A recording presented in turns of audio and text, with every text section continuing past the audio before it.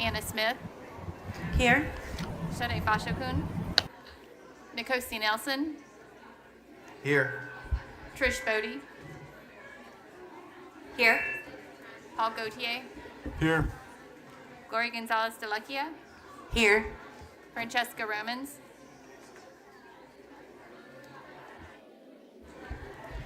And I'm here. Oh, is that Sean? No. Oh, I'm going to. It is 6:15, and with the quorum of the board present, I call this meeting of the Leander ISD Board of Trustees to order. And Dr. Gehring will be leading us in the pledges tonight. If you would please stand and join me in the Pledge of Allegiance. I pledge allegiance to the flag of the United States of America and to the republic for which it stands, one nation, under God, indivisible, with liberty and justice for all. Honor the Texas flag. I pledge allegiance to thee, Texas, one state, under God, one and indivisible. If you'll join me in a moment of silence, please.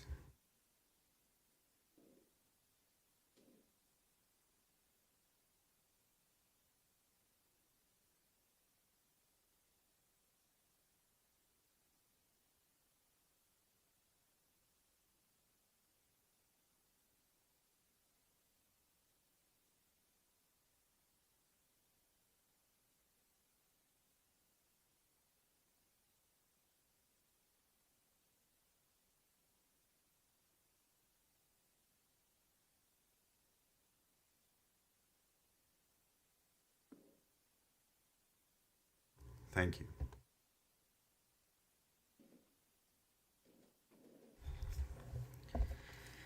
Next is the citizen comments portion of our agenda. The board appreciates the community's engagement in tonight's meeting and valuable input provided through citizens' comments.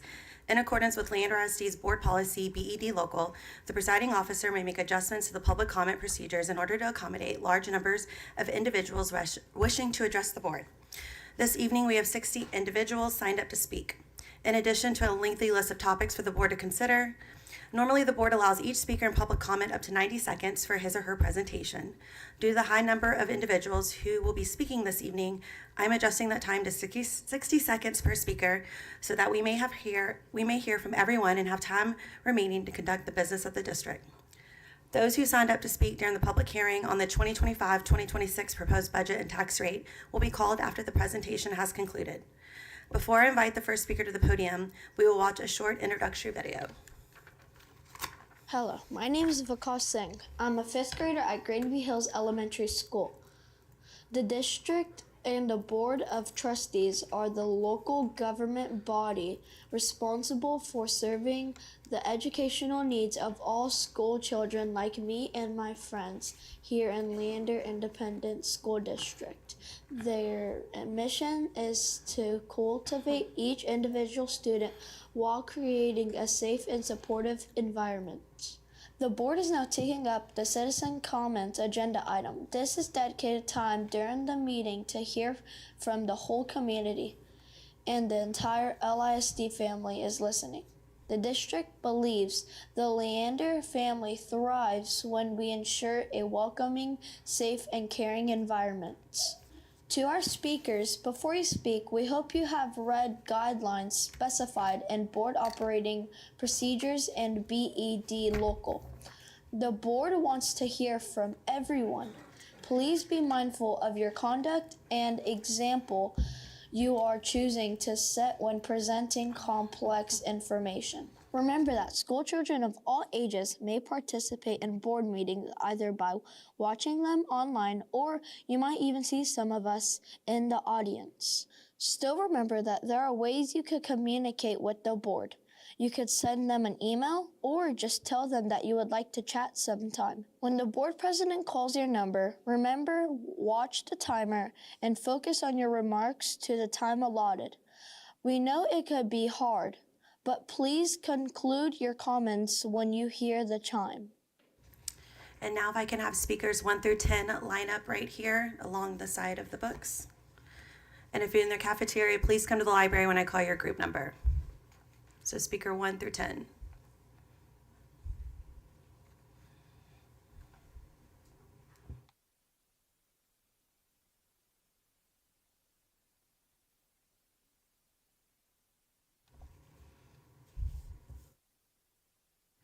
Speaker number 1, do you want to go ahead and come up to the mic, please?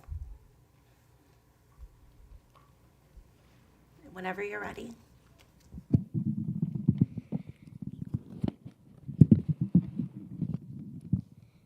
Good evening. My name is Naira Singh and I'm in first grade at Cypress Elementary. Every morning I ride my bike to school with my dad. He lets me lead, and that makes me feel proud and confident like I'm growing up. It may seem small, but it means a lot to me. Another special thing about Cypress is that after school, I play at the nearby park with friends from every grade. We swing, climb, and laugh together. Because of Cypress, I've learned how to share, listen, and be kind to kids of all ages. It helps me become a better friend. Please don't close Cypress. Thank you. Speaker number 2 has not checked in. So speaker number 3. Speaker number 3. Hello everyone, my name is Owen Johnson. I'm 11 years old and I am a recent graduate of Cypress Elementary. I am here to say why we should keep Cypress open. I came to Cypress at the end of 3rd grade as a below average student, and I graduated Cypress with mastery in all subjects. Cypress taught me the importance of understanding and effort. Not only did it help me, but a lot of my classmates who struggled. Cypress helped me gain more knowledge and maturity. I care more about my academics than I ever have in my life. Cypress taught me social skills. There are great people and teachers and no bullies. I have a younger brother who is doing amazing at Cypress and a sister who is going to go to Cypress in a few years. I want this great school to be there for them as well. Cypress may be a small school, but trust me, it makes a big difference. Speaker number 4.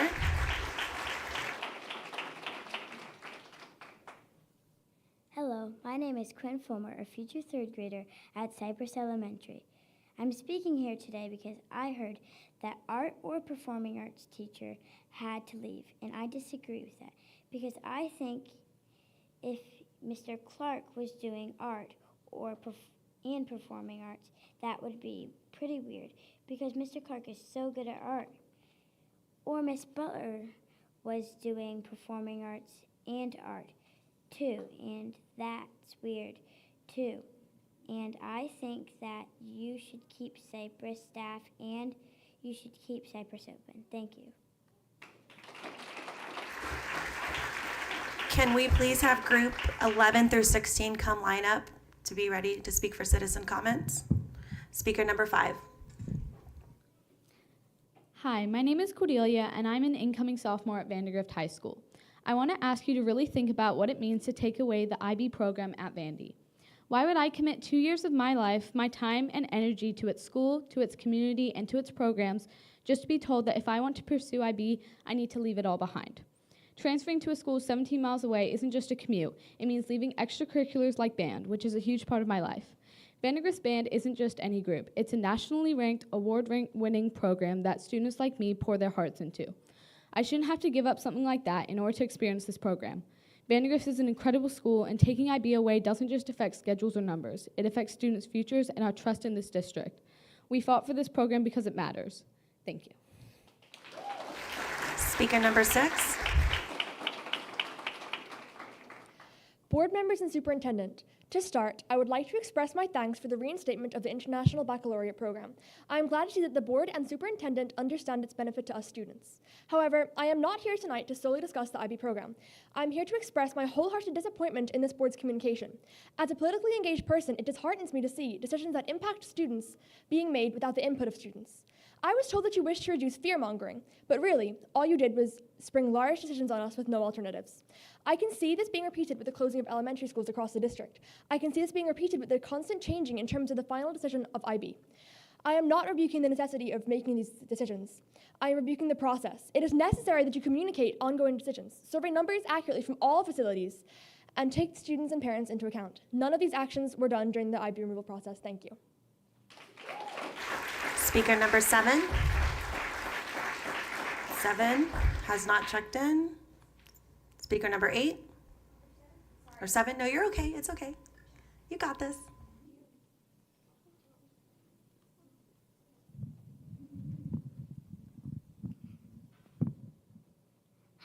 My name is Marian Fisher, and I would like to say something. I am a Cypress cheetah, and what the board is doing is heartbreaking. I would miss my specials teachers like Coach Dash, Coach DeWombley, Miss Butler, Miss Miller, and Mr. Clark, and Quest. I am in Quest, and Quest is a fun and creative place where you can share your ideas, and I would miss that. And the teachers. There has never been a single teacher I haven't liked. So, as a second grader and a future third grader, I will not let Cypress Elementary close down. Speaker number 8.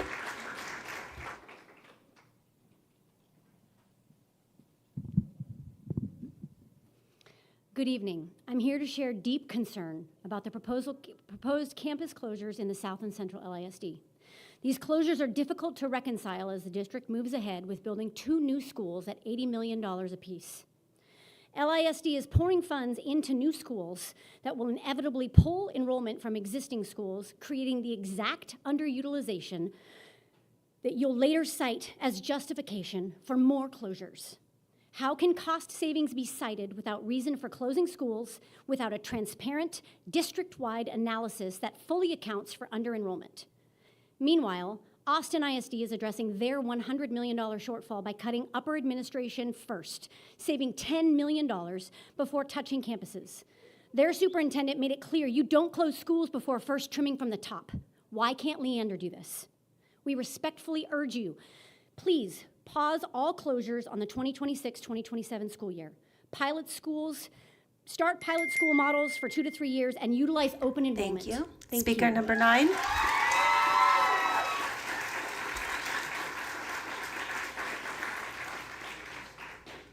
Hello. I'm a mother to a recent Cypress grad. You heard from my son earlier, a current Cypress third grader and a future Cypress student. I want to thank the board for being transparent about the budget issues and asking this community for help. I want to urge the board to take its time making the decision to close Cypress and consolidate the schools, potentially until after September. My concern primarily is the people who will be impacted by your decision, our excellent teachers and administrators, and the kids. There are some very smart people who have looked at the data and have provided the district with alternatives. Please listen to those people. My concern also is the impact on home values, especially for those of us who very proudly live near Cypress. If Cypress closes, I personally worry the Cypress building could be vacant for a period while the district figures out how to repurpose it. Please don't turn our lovely neighborhood school and park into a vacant building and possible neighborhood blight. And finally, if this is an issue about utilization of the Cypress facility. Thank you. Speaker number 10.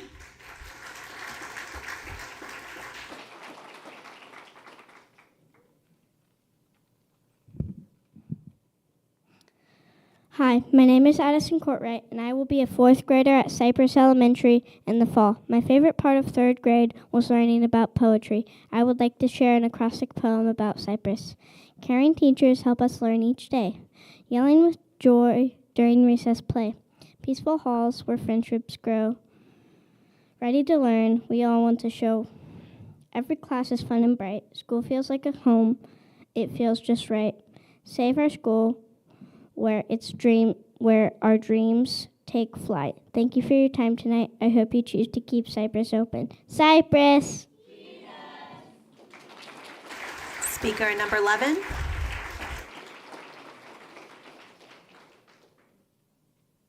Hello, my name is Layton Miller, and I am a 4th grader at Fabian Elementary. Fabian Elementary is special because it offers many opportunities to every child. For example, Poetry Cafe and student-led clubs. Fabian pushes every student to try their hardest, and on an everyday day or a test-taking day like a day on the STAR test. Fabian helps students prepare for a day like the STAR test. Fabian is small, but Fabian being small helps teachers to engage with every student more, rather than a bigger school having bigger classes, which makes it harder for teachers to engage with every student. Thank you for your time today. Speaker number 12.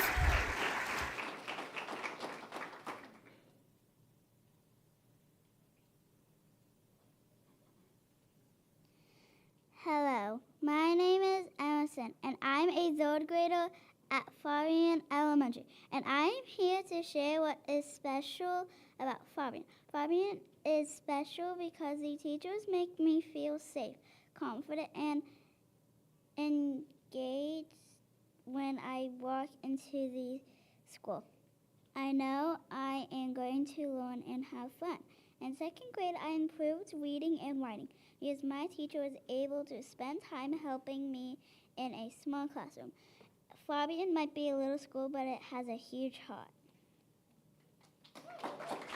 Speaker number 13.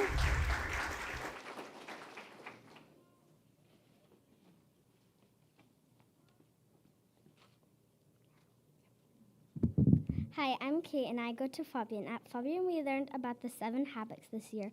One of them is think win-win. That means we look for solutions where everyone benefits, not just one side. Closing our school, that doesn't feel like a win-win. It feels like a lose-lose.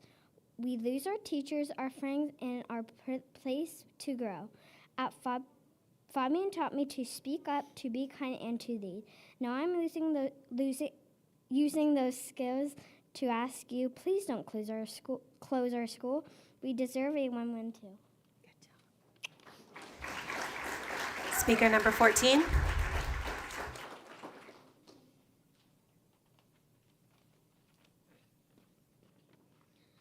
Hi, I'm Ethan, and I'm proud to be a Fabian student. At our school, we live the 7 habits: be proactive, synergize, and think win-win. We're taught to include others, to find fair solutions, and to make sure no one's left out. Closing Fabian goes against everything we're learning. It's not thinking win-win. It hurts kids who walk to school, who feel safe here, who belong here. We've done our part, we've shown up, we lead, and we care. Now we are asking you to show us that the habits matter and that Fabian does too. Can we please get groups 17 through 22 to come line up so we can get speakers in? Speaker number 15. I'm a Cypress parent. I've heard so many brilliant arguments over the past few weeks that I'm just going to summarize some of my favorites here today. Simply, you picked the wrong school to consider for closure. Cypress is a top performing school. Cypress is close to target enrollment and could easily get there. Cypress is operating at peak efficiency with lower than average cost per student for the district. Cypress is on a historical site. Cypress is a beloved school in the heart of this community. Home values and the district's reputation rely on this school staying open in full force, and closing it won't even save you much money. And top of mind for me, closing Cypress will be traumatic for the kids, as would losing some of their very favorite teachers and programs. And even the possibility of a school today without a full-time counselor is absurd, and I know we all know this. Please do not punish our kids for something which is very much not their fault, the nonsensical underfunding of Texas public schools. Please work with us on an alternate solution. Thank you. Speaker number 16.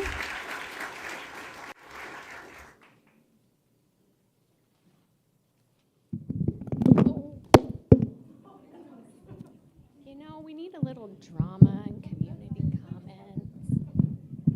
Oh, I'm going to let you do it. Thank you.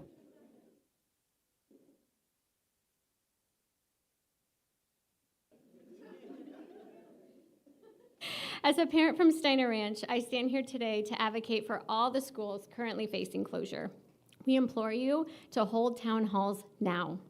You have repeatedly expressed a desire for community involvement and a collaborative approach to finding solutions. Prove it. Your own timeline lists hosting town halls from May to August, yet the actual schedule leaves mere weeks before this consequential decision is voted upon. This is not genuine collaboration, it is purely lip service. You have had ample time to improve the community, yet time and again, discussions have been postponed until the 11th hour.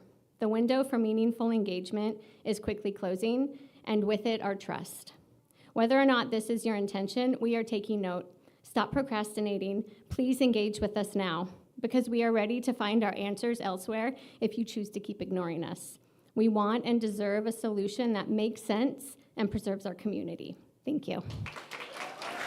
Speaker number 17. Speaker number 17. Good evening, board members. My name is Sarah, and I'm a mother to 2 children at Steiner Ranch Elementary, and we are urging you to please delay the final decision on the closing of Steiner Ranch Elementary and to allow meaningful public engagement when all families are available.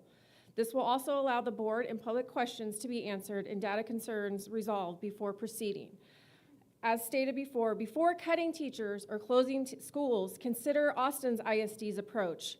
They just announced 20% of upper administrative positions, saving $10 million and eliminating 170 roles, prioritizing these reductions before campus consolidations. These cuts, along with the $21 million the district recently received from the House Bill 2, should be a reason for pause and reevaluation on the decision to close our schools with our kids. I encourage the board to explore similar administrative cuts to protect our community, our schools, and our staff. Thank you. Speaker number 18.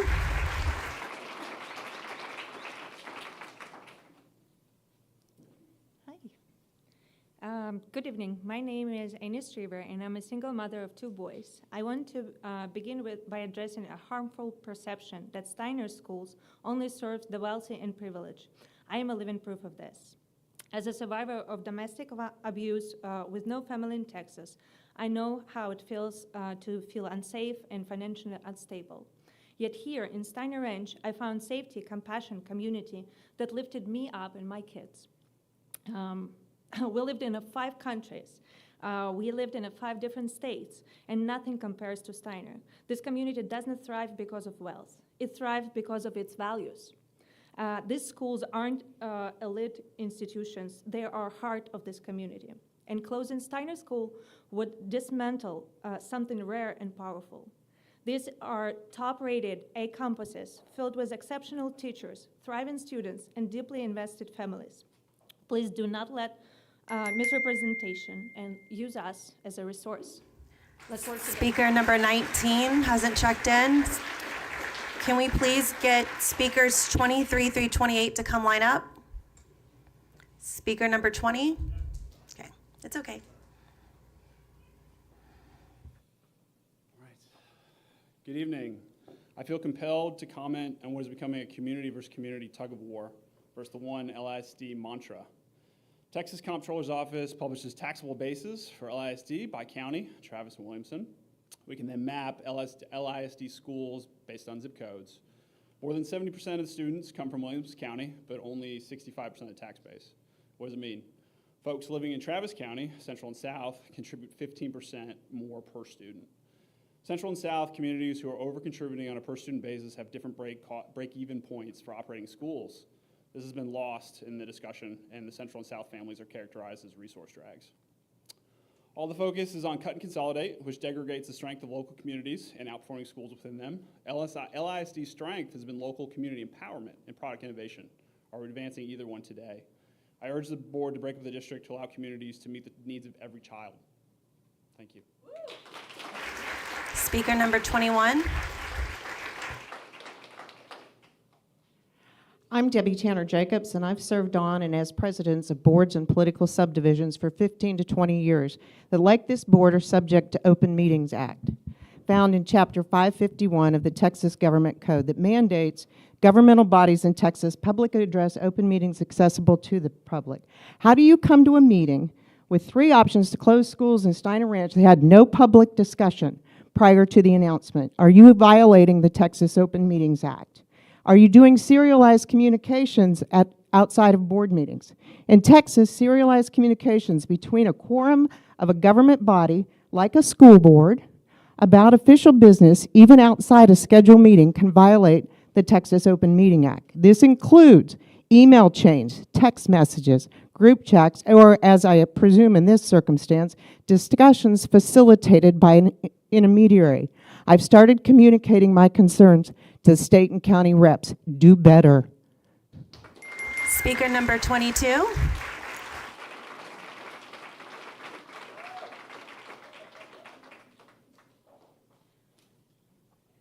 I'm a Vandergrift parent and a Girl Scout leader who teaches girls to use resources wisely. Canceling IB at Vandergrift after investing in teachers' training and school certification is not using resources wisely. It is wasteful. I've proposed a solution, an academic booster club dedicated to supporting IB. Similar to the Viper Nation Academic Booster that raised $2 million for our schools. We can start it at Vandergrift and replicate at Leander High School. This is equity in action. If enrollment is low, let's focus on consistent messaging at the middle school level. Awareness drives interest. Relocating to Leander High School is not possible for many families in the 4-point area. Equity cannot mean just centralization. True equity means access where students already belong and thrive. Our students deserve better. Speaker number 23.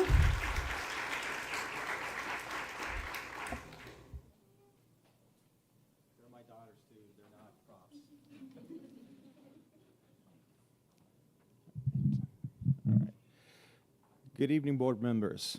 Today, I understand that you're facing tough choices with budgets and shifting demographics. As a Vandergrift parent, I hope we can navigate these challenges without letting opportunity become the cost. The IB program isn't just a class, it shapes how students think and learn. Taking it away from Vandergrift feels like closing a door based on where the kids live. One possible path is a hybrid model, sharing IB classes via Zoom across campuses. It could reduce costs while keeping access open. Labs or discussions can still happen in person, just less often. Parents may even help fund the equipment if needed. This isn't about keeping a program. It's about showing students we solve hard problems with creativity, not with limiting access. Let's lead with innovation, not cutbacks. Thank you. Speaker number 24.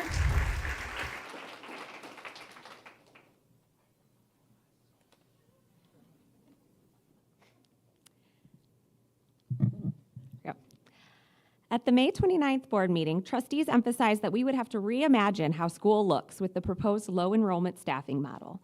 One offhand suggestion was that perhaps instead of daily PE, students would have PE one day and recess another day. But at Cypress, students are already on an every other day PE schedule. Furthermore, we combine 2 to 3 classes for PE, which can mean groups of roughly 60 kids together in that alternate day PE class. This is just one example of the significant disconnect between the way that Cypress is characterized during board meetings and the reality that our students experience. This disconnect makes the board seem out of touch at best. Assuming we're truly on the same team and that the board is acting in earnest, I would encourage each trustee to get a real intimate understanding of any campus that it's considering closing or gutting. Come to our schools in the fall, engage in discussions with parents and students, walk our halls, see the actual programs on campus and the actual rooms available, rather than relying on utilization numbers generated by a simple formula. Perform the due diligence that this proposal warrants and that your constituents deserve. Thank you. Can we please get speakers number 29 and 33 to come line up in the line, please? Speaker number 25. سلام، من اسمم هست شروین کمالی فیلمر. من 2 بچه دارم توی سایپرس المنتری، اما امروز اومدم که صحبت کنم برای همه بچه‌ها که انگلیسی بلد نیستن و دارن یاد میگیرن توی ESL. I'm here not only as a mother of 2 Cypress students, but also as a native Farsi speaker and ESL graduate myself. ESL is one of your fastest growing subgroups in LISD, but remains one of the most unrepresented, so I'm here speaking up for all the families who cannot advocate for themselves. The district's plan to universally decrease ESL services by 50% at low-enrolled schools does not take into consideration individual ESL campus needs. Last year, Cypress had one of the largest ESL populations, serving almost 60 students. ESL programs are critical in helping non-native English speakers like me develop the language skills needed to access grade-level curriculum, participate fully in class, and build community. The proposed staffing model disproportionately impacts our most vulnerable populations, including ESL and special education. Investing in these programs is essential to ensuring equity, inclusion, and the overall success of all students. On behalf of the ESL Thank you, speaker number 25. Speaker number 26, please.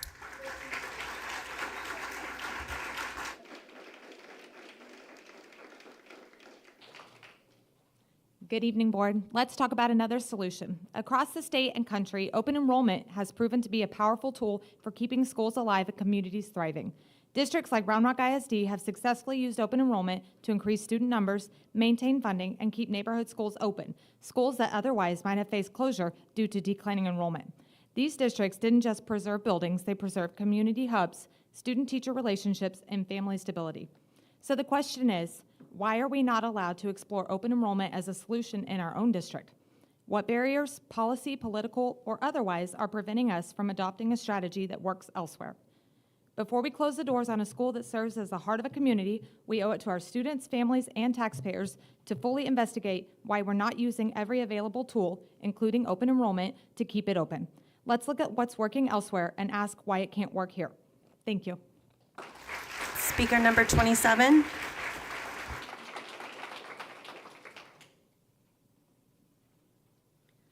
Good evening. My name is Candace. You heard from my daughter earlier, and I too am here to strongly oppose the decision to remove the IB program from Vandergrift High School. As the mother of a rising sophomore who has gone through Laura Bush and Canyon Ridge, it is ridiculous for her to have to transfer to a different school for her final 2 years of high school to continue the curriculum that she wants to pursue. We chose where we live because of the schools in the area and the excellence in the classroom and outside of the classroom. You are suggesting taking high-achieving students with multiple extracurricular activities away from Vandy. How can that make sense? My daughter is part of the award-winning and nationally recognized Vandergrift Marching Band, and you are telling her to give that up because you have decided to end a program she has been excited about since learning about it in middle school. I also have a younger daughter joining Vandergrift in 2026. In your scenario, I would have 2 children at 2 different high schools in the same district. That is not the experience that we want for our children. There has to be a better way. Thank you. Speaker number 28.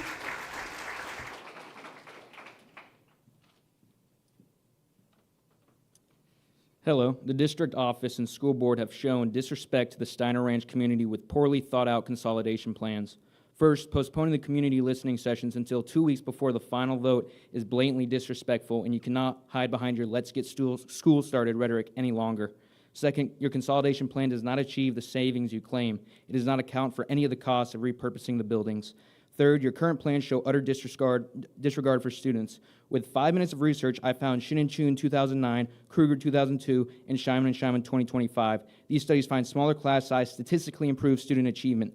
Steiner Ranch has the highest math growth and 3rd highest ISIP scores, likely due to its small class size and fantastic staff. In conclusion, you do not care about the community, you have not completed your research about financial costs, and you lack care about students you are meant to protect. Perhaps you should reconsider shutting them down. Speaker number 29.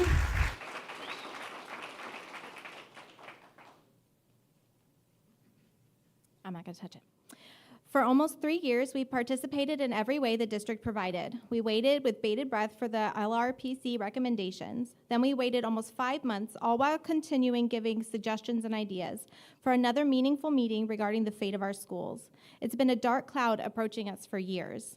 Then we hear the first week of summer, and then we will be left on red for about 3 months. Our only outlet is to talk to you for 60 seconds and won't even be able to do it again until July 17th.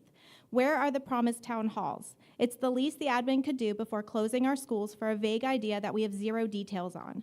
Why are the details of potential cost savings and expenses of each school a mystery and not provided as a supplemental to the May 29th presentation? Where are the estimates of potential pre-K students and partnership opportunities for Steiner Ranch? Why is it a full unpaid job for us to figure out what is going on and what may happen to our communities when you could just host town halls and explain it all? I would also like to request that Mr. Pape host a school finance seminar. This could help us understand why our district is in dire straits. Thank you. Speaker number 29. Can we please get speakers number 34 through 39 to please line up? Speaker number 30. Good evening, board. My name is Erin, and I spent my elementary years as a Fabian Panther and the parent of 3 Cypress cheetahs. My main concern is the transparency of the data and a more comprehensive review of possible alternative solutions, specifically the matrix used to decide what schools will close. The matrix shows different areas evaluated, but the proposed schools are not ranking in a consistent manner with those data points. That's not data-driven, it's arbitrary, and this decision has far too large of an impact on our students across the district without the right data.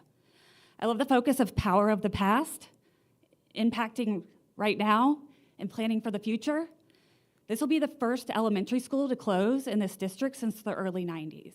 This is a very serious decision that I know that you guys all appreciate how serious it is, that we need to make sure we have the right answers and learn from our past what has been done well and learn from our past where we can make improvements. If school closures become routine, we need a policy that outlines how decisions are made consistently across the Speaker number 31.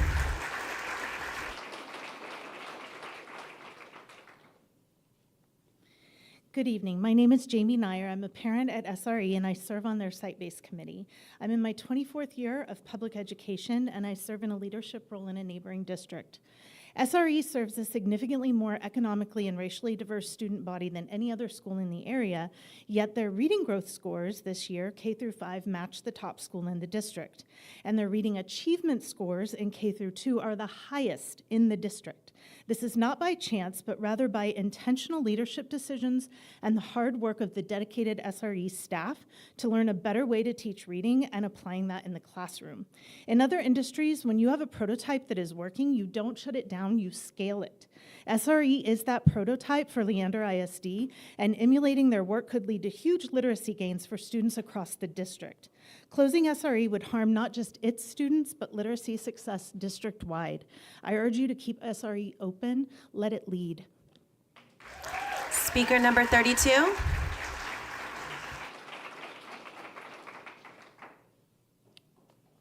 Good evening. I'm the father of a sophomore-to-be at Vandergrift High School whose aspiration has been to enter the International Baccalaureate Diploma program there. I wanted to speak briefly to some of the elements expressed in the way of rationale for an intent to consolidate. First one listed is access. Fundamentally, that defies the reality of traffic and distances. You're talking about a minimum of 2 hours, and that might be generous, per day associated with going from my home to Leander High School. That's just simply a non-starter. We elected to invest in the home that we did many years ago because of the promise of Vandegrift's academic programs. So this removal without sufficient public consultation is a huge disappointment. Mindful of the remaining time, I just want to echo some of the prior comments. Public consultation requires a two-way conversation. Let's use the IB community's creative talents and energies to solve. Speaker number 33.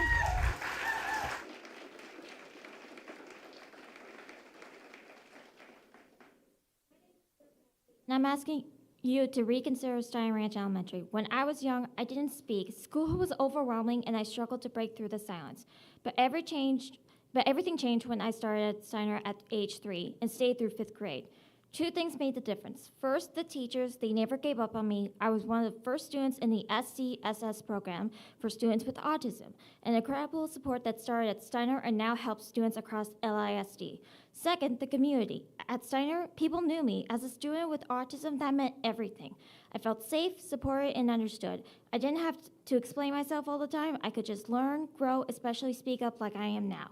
Steiner values every voice and helps students like me find ours and share it with the world. I urge you to be empowered, compassionate community contributors, leaders who protect places that honor diverse perspectives and help every child thrive. Steiner Ranch changed my life. Please don't take that chance away from future students.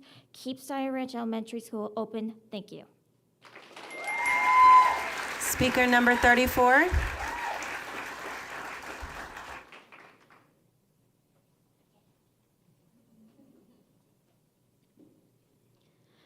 My name is Anatalia, and when I was at Stein Ranch Elementary, the ethical principles were stressed all the time. By the time I left Steiner, I knew what it meant to be a problem solver and to do right and good by all. It is how I succeed as an adult. What began at Steiner Ranch carried through to CRMS, to VHS, and the 18-plus program is now as an adult working and living in the community. The community is important to all of us. It's what sets LISD apart. As an adult with a disability, it has been what has impacted me the most.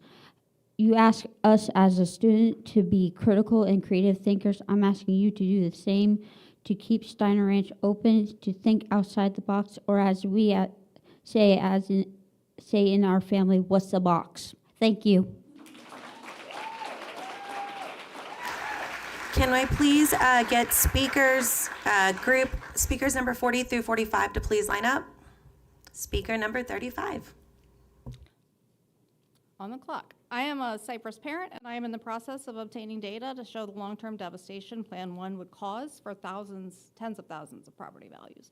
My understanding is that your allotment per student is simply too low, that this allotment has not changed in 10 years, or 6 years, sorry, not 10. I would call on parents here to repeatedly write your state senator, your state representative, the governor, and the lieutenant governor specifically about allotment per student. I plan to write them weekly. I would also call on the board for more options. These 3 plans, 1, 2, and 3, are completely unacceptable. We reject them. We reject these 3 plans. Let's talk about plans 4, 5, and 6. Let's focus on educating K through 12, the district's primary mission, and everything else is up for cuts, I guess. I don't know. Thank you. Speaker number 36.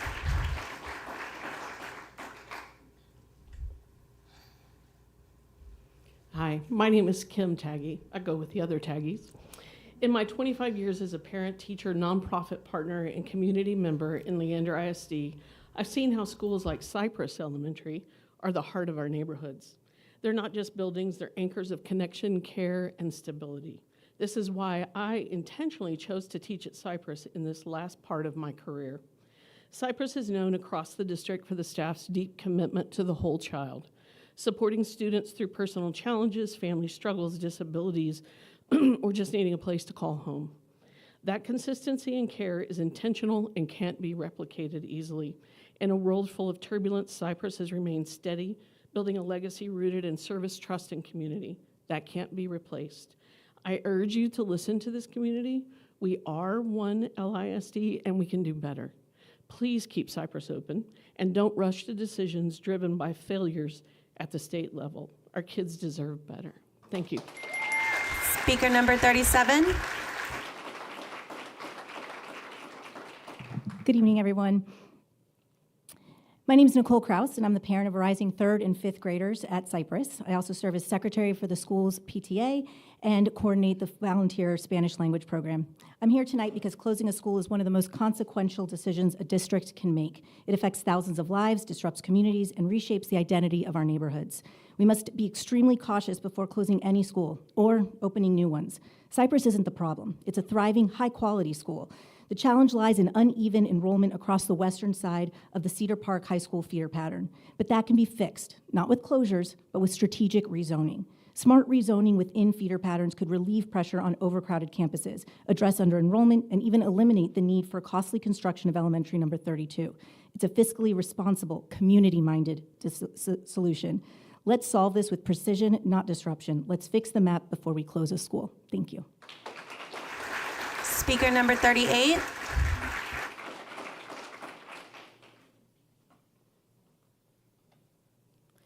Good evening. We are deeply concerned about the sudden 32% increase in Cypress's reported capacity. There haven't been any structural changes, so why the jump? And why are multiple schools now listed with the exact same capacity, 860, despite clear differences? That alone suggests these numbers don't reflect how the buildings actually function. It feels like the data is being adjusted to justify closures. Cypress is now just 1% below the efficiency threshold only because of this change. But if it really holds 860 students, why did we need portables when enrollment was just over 700? The same is true for Combining them will likely mean portables again.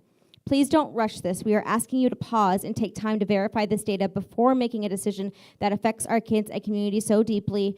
You want to make this decision in September, but you announced this 2 months ago. It goes against everything that I feel like LISC stood for, and it makes me very, very sad and makes me think maybe we made a wrong decision moving into this neighborhood. And I don't like to feel that way because next year will be my first year as a teacher, and I want to teach here.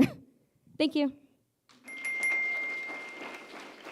Speaker 39 did not sign in, so speaker number 40.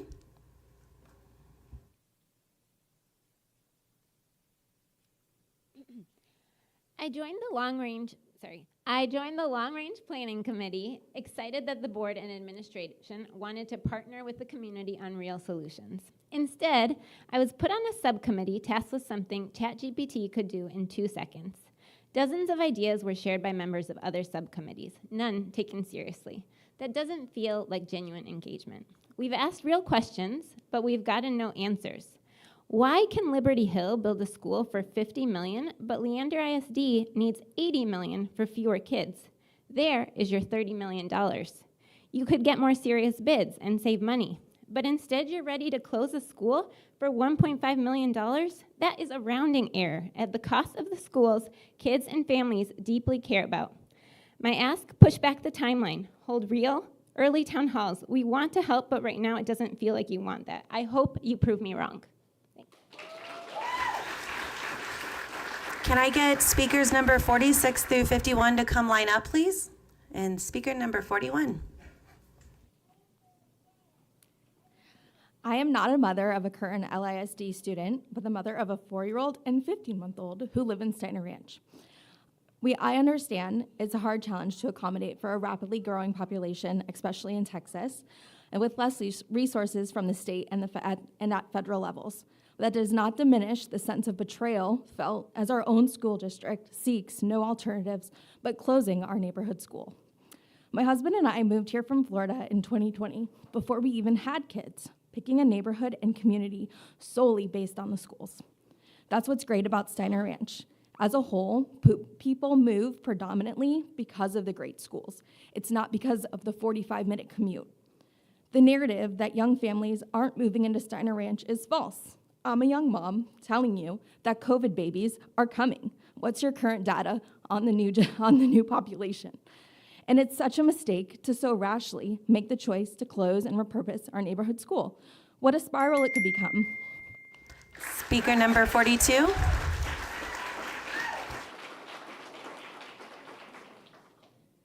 Good evening, board members. Nadia Ganser, proud parent of a Cypress cheetah.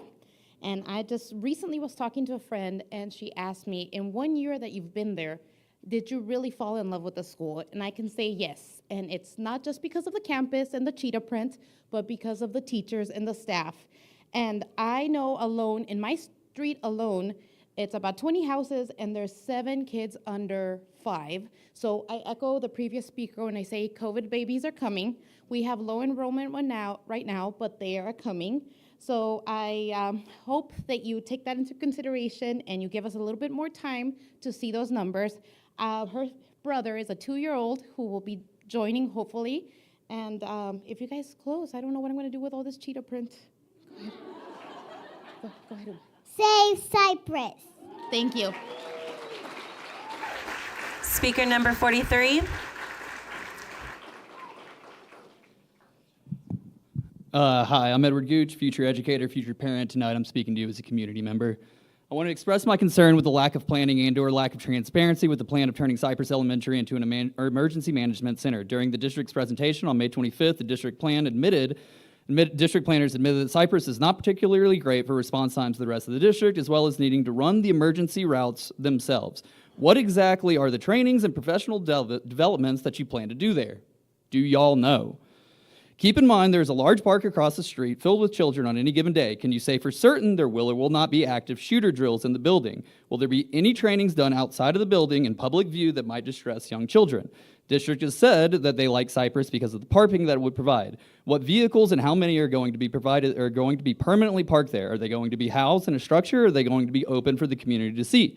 What construction is planned for the proposed PD? How long will it take? What disruptions will it have to the community? Until these questions are answered by the people that are going to pay for this, you cannot move forward with Plan 1. Speaker number 44. For the record, I'm not in support of any of the current. Speaker number 44.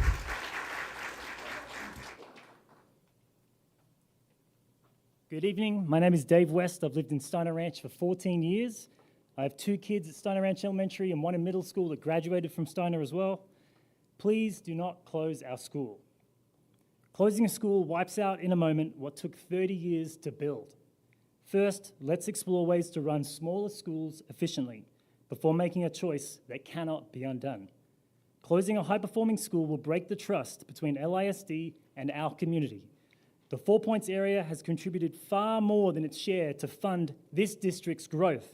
And our reward, as recently quoted in a 4 Points News opinion piece by Kevin Witt, a giant carcass of an abandoned school permanently haunting the entrance of our community. How can you expect support for future bonds from the 15,000 residents that live there?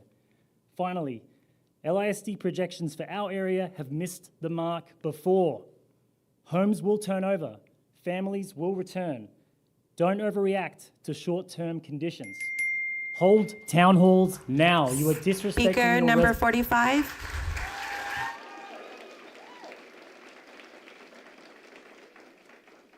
Hi, my name is Megan. I'm a parent of 3 Cypress cheetahs. If we lean into what makes Cypress special, we can increase enrollment.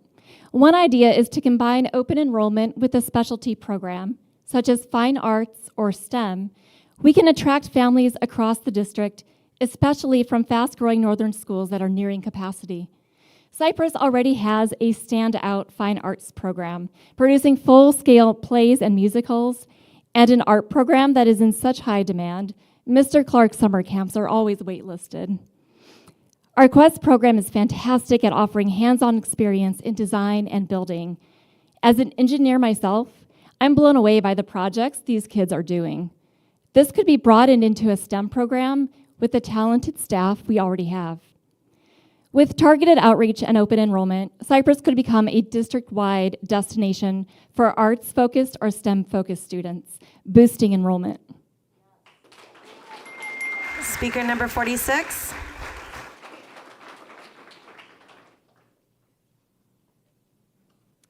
My name is Audrey Desjardins, and I am a Leander ISD graduate, former PTA president at Cypress Elementary, a member of their site-based committee, and a recent graduate from the LISD Ambassador Program. I've always been a strong supporter of public education and this district, but trust between the board, the district, and the community is essential in making our public schools work. Voting to close schools in September would break this trust. In April 2023, just before the bond election, this board publicly reaffirmed its commitment to neighborhood schools. That promise built trust.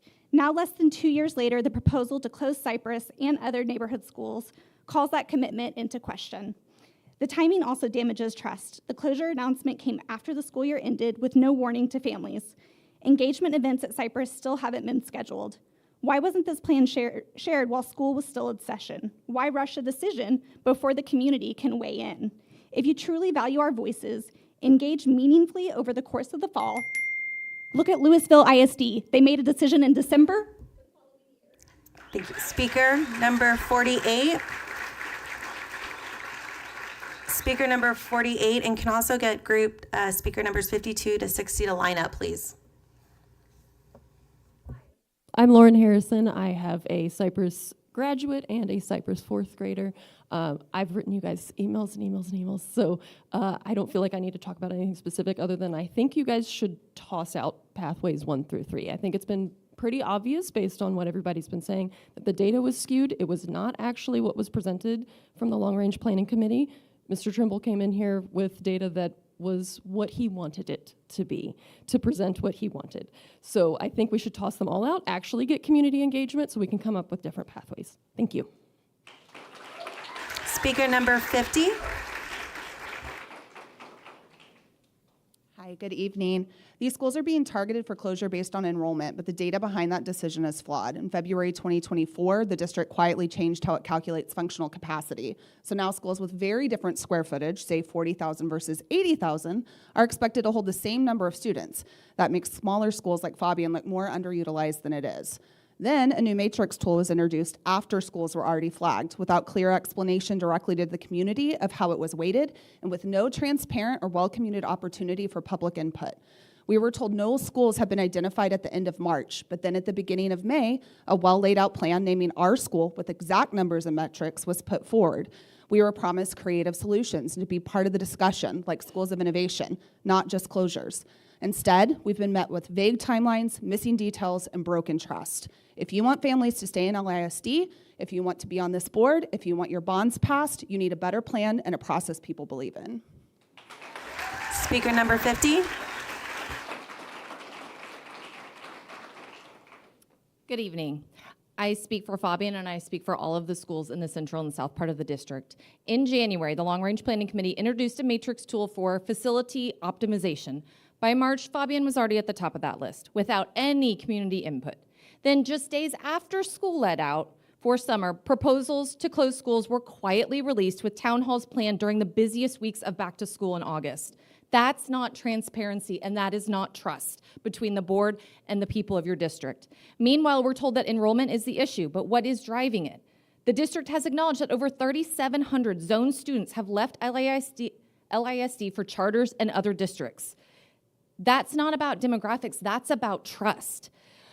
We're hearing proposals to move programs like early college high school to Fabian.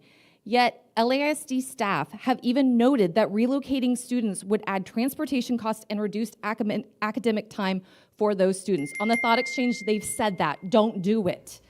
Speaker number 51 is not here. Speaker number 52. Speaker number 52.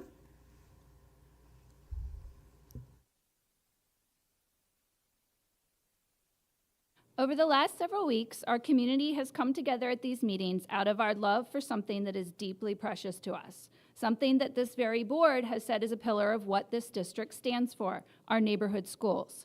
We also respect your service to our community and have compassion for the complicated and frustrating situation the board finds itself in, due in large part to the outcomes of the last legislative session. Our fundamental request at this time is for the board to postpone making its decision on the facilities optimization pathways until after you have effectively brought together all three components of the long-range planning process and adopted a clear policy or document that guides future decisions regarding school consolidations, repurposing, and staff restructuring district-wide. In the coming weeks, we will be sharing additional communication with the board that outlines the specifics of our request and shares our community's outstanding questions and concerns, which we hope the board will take the time to fully address before making such profound decisions about the future of our schools. Thank you. Speaker number 53.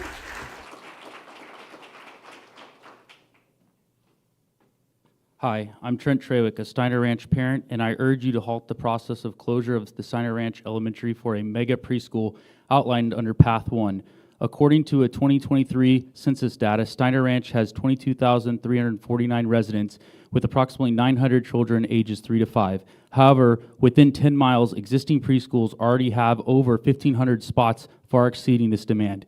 It makes no sense to close the elementary school for 6 to 11-year-olds due to capacity issues, only then to target 3 to 5-year-olds to fill that very capacity. This conversion is fiscally irresponsible, will increase the district's deficit, and divert crucial resources from K-5 education. I encourage the district to take a more responsible approach. Begin by opening a few pre-kindergarten classrooms at Steiner Ranch Elementary to assess the actual demand before considering the drastic measure. I have provided reference list and respectfully request them to be included in the board's minutes. Thank you. Speaker number 54.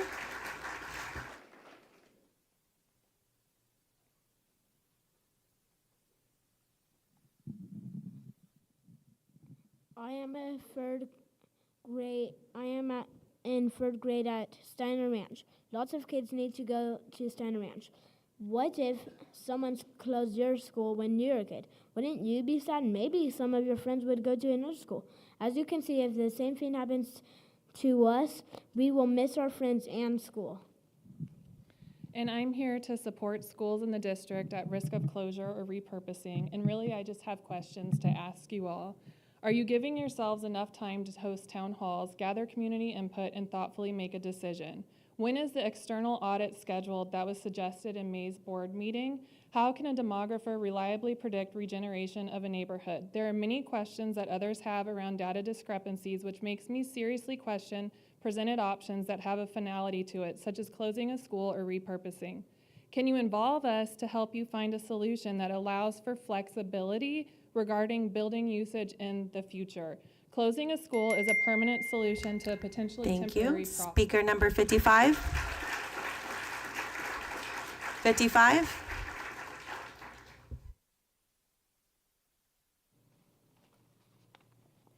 Hi, my name is Amy Kester. Cypress Elementary is an amazing school. We had a hat day. Kids can wear a hat to school. Then my daughter decided to make her own. It says, "My life is wonderful." When I see this, I felt she is so confident, safe, and loved by schools. This is what I want for the school the most. So I really happy my daughter goes to Cypress Elementary School. And according to St. David North Austin Medical Center's Facebook, they had another record-breaking month of 947 babies in August 2024. 947 babies, just 1 month. There is a lot of babies, include my baby. So, and more people moving to this area. So please, Cypress is a great location. Thank you so much. Speaker 56 did not check in, so we are done with citizens' comments for the night. Thank y'all, community, for coming out. Thank you, students, for using your voice. Next is the public hearing on the 2025-2026 proposed budget and tax rate. Dr. Pete Pape, you are up.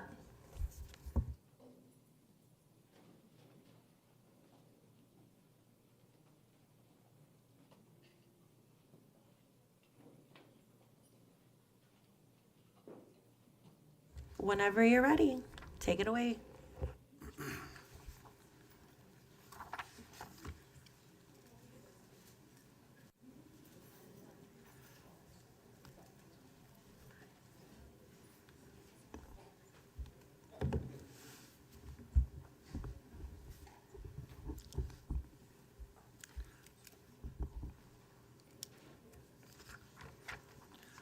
All right, Madam President, members of the Board of Trustees, Dr. Gearing here tonight to discuss our public hearing for the 2025-26 budget and our tax rate adoption.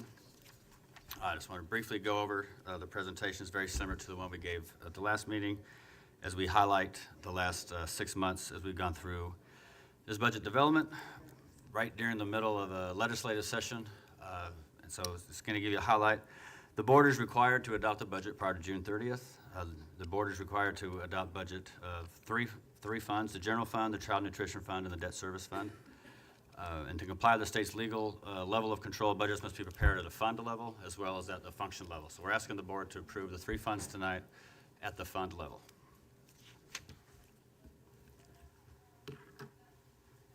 So just highlight the budget process. This process began in December.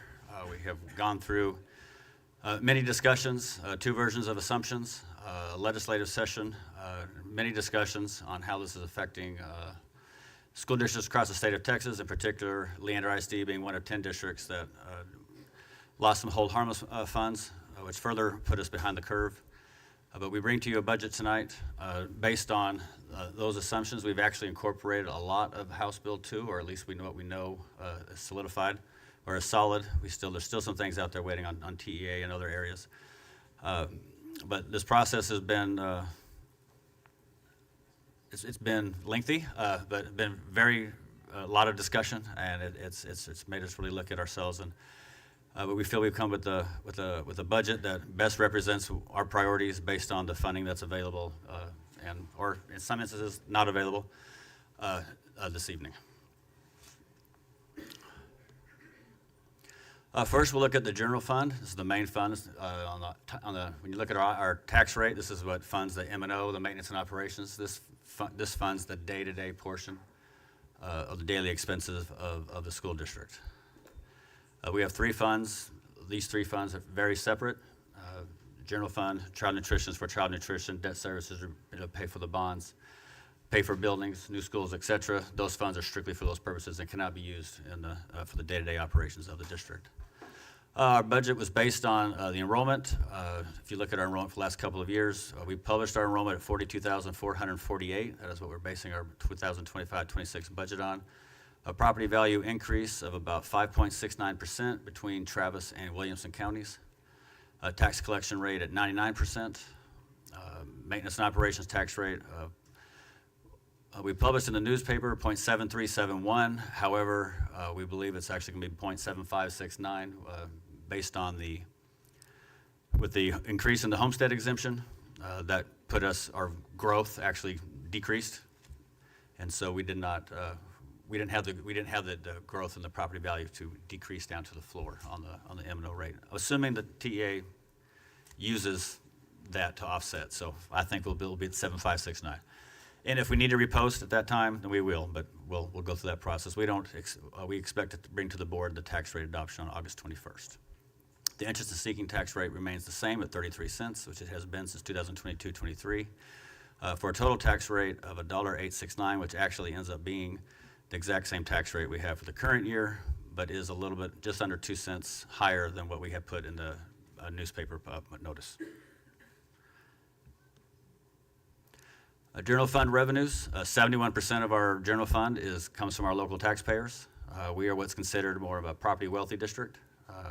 We are heavily funded on the local property taxes. If you look at how the system works, very briefly, it's a shared responsibility between the state and the local taxpayers. So as our local tax collections will go up, or if our tax base gets higher, then that little purple section over there, state funding, will get smaller. We still receive the same amount of dollars per student, or as referred to typically as the basic allotment. So that is still $6,160. It has been that way since 2019. This year it went up $55 under House Bill 2. However, the gold penny yield went down by the same amount, so it did not change the funding for the schools. We receive our federal funds, 1%. This is federal, like SHARS reimbursement. This is some other federal. This does not include the title funds and those, et cetera. Those are considered grants and are accounted for in a separate fund by themselves. Then other local revenue with interest and fees, et cetera, make up 3%. 63% of our budget is dedicated to instruction, and that's direct classroom instruction. 9% is maintenance and operations, keeping the lights on, keeping the buildings looking good, yard care, et cetera, making sure everything works. The remaining 28% is basically 14 of that is student instruction support. That includes our campus administration, fine arts, athletics, getting kids to and from school, student support services, which is our instructional support, the librarians, or library services, et cetera, administration as well as district as well as campus. So the bulk of our budget base is in the classroom. One of the other areas that we show in our monthly reports, we've broken the budget in the previous slide. We broke it down by category. This is another category, is object code. So 88% of our budget is salaries. 12% of our budget is non-payroll. So this excludes recapture. We take recapture out. Legally, we have to put it in as an expense, but we pull that out to show this as a better or more clear, more transparent breakdown of what these costs really are. General fund comparison, just real briefly looking at the last couple of years. The column on the far right is the difference between the 24-25 and the 25-26 proposed. We are, with House Bill 2, as best we know it at this time, we have about an increase in revenue total of about $14 million. We have an increase in expenditures of about $11.3 million. The results of operations are $2.7 million more. Still, overall, a $20.5 million deficit. Expected to take about $20 million further reduction in our general fund balance, which would take us from $161 million to about $141 million. We are getting to the point to where we can no longer continue this amount going forward. We did not receive a lot of help with House Bill 2 going forward, so that changes our conversations, direction, and intensity. But as we begin, that's the process. For the 26-27 budget, we've already started, but for the 25-26 tonight, this is what we're looking at. If you look at the 24-25 amended budget we're talking about tonight, this current year is almost $35 million coming out of fund balance. So while it's smaller, it's still not sustainable. One of the things that we've noticed, we've had some questions, probably would not have normally had this in the budget adoption document. However, due to the House Bill 2 and some of the unique features of it, we wanted to put it in here just to be transparent, answer some questions. This is the same pay scale that we had already put on the district website, or hiring scale for the upcoming year. What we did is we went in through it, and I say we, Casey and his team went through and put in the House Bill 2 portions where they put in for years 3 and 4 the increase of $2,500 and then an increase of $5,000 for teachers with 5+ years of experience. So just in a manner of trying to be transparent, or just say, hey, this is the pay scale we had. it's the exact same pay scale with the increase of 2,500 and 5,000 based on the years of experience criteria. The next fund is our debt service fund. This is the fund that we use to pay for our bonds, which pays for the construction funds, which then for all the buildings that we build based on enrollment where we're growing, any repurposing of buildings, anything, bond projects, technology, some technology items, and et cetera. This fund comes in revenues matches expenditures, 166 million in revenue and expenditures, fund balance of 129.5 million. Just a note on that. The year ends on June 30th. We have a bond payment of over $100 million on August 15th. So when people see 129 million, 100 of that gets spent within 45 days after the end of the fiscal year. So we have to have that money to make that payment in a month and a half. But our revenues reflect a tax rate of 33 cents, maintaining the same rate we've had since 2022-23. Our child nutrition services budget, 2025-26 proposed budget is $2.1 million expenditures over revenues. And just to highlight, mentioned last time that there's a $2.4 million line item for capital outlay. Per the Texas Department of Agriculture, school districts cannot have a fund balance more than 3 months. We have more than 3 months of fund balance in the food service, and so we have a plan with TEA to reduce that. So we're spending $2.4 million in capital projects, and that's what puts that fund, the expenditures over the revenue, but that is a planned expense in order to get down into compliance. Other than that, if we didn't have that, we would have about a $300,000 revenues over expenditures. Just some highlights, some tax information, looking at it from a historical perspective. If you look at 2012-13 to current, our total tax rate has decreased 28% from $1.5119 to 1.0869. If you look at that, break it down separately, the M&O tax rate has decreased 27.2%. The bulk of that is the state buying down that rate. And then debt service has decreased 30%, and that is based on action by the Board of Trustees, refunding of the bonds, and still property value growth does go up, but we have had 2 bond elections in that time. So we've been able to maintain lower that rate back in 22-23, maintain it, and still have a bond election and provide these to fund these projects. And as mentioned about a month ago, we did do a significant refunding of a lot of our cab debt that we had in the past. This is a big portion of that. So looking at our tax rate history, both M&O and INS, they've both gone down for a total of about 28%. Our debt service cab debt is now right at right below 20%, whereas it was 75% 10 years ago. We're definitely on this area on the path of being able to get us in the best place that we can based on where we were. However, on the M&O side, that's more driven by the state, and that's we're doing our best we can with that, and that's becoming more and more difficult. Tax rate comparison. If you look at 23 tax rate, we are $1.1087. We are now $1.869. 1.98 cents is about 2 cents lower, and that's the total tax rate, but the INS rate remaining constant.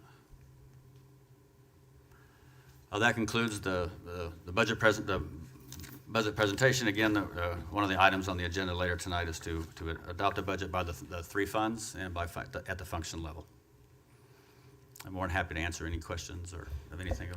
Well, right now we would normally have a public hearing with citizen comments about this portion of the agenda, but that individual did not show up. Okay. So we will move straight into board discussion. Board members, questions for Dr. Pape? Hey, can you remind me as I'm looking at this? So our payroll is 88%, and I'm sorry, I mean, I'm not staying on how this is increasing, because I remember at one point we were talking about it's 83, 84, so we're now at 88%. How much of that is our actual, central administration? If you look at the way that the PEMS coding is, the central office salaries, looking at the fall submission was about 4.8 million total salaries. As a number of FTEs, it was 0.6% with a state average of 1.2%. So as a whole, the district is half of what the state average is. So I don't have what exactly of that 88% off the top of my head, but it is a very, very small amount. Okay. We have a very, very small central office when you look at our data compared to the state and other districts around us. All right. And thank you for posting slide 10 with the teacher salary scale. I think there's been a lot of questions about how does that work in our budget, and I think that helps maybe add some clarity. This is not a calculation we're doing, it's a flow through from the state, and I think that helps add that clarity. So thank you for including that. Oh, anytime, appreciate it. Have we gotten clarity from TEA of how teacher of record and who's included, who isn't included, so we can clarify that for our staff? Yes, TEA came out with about, I want to say, Friday last week, give or take. They have clarified that. At first everybody was saying teacher of record, and when we said that, I think we meant it in the broadest terms, although it was very narrow. So now it's more along the lines of or section 5.001, which really breaks it down to anybody who's teaching 4 hours a day or more, or direct instruction.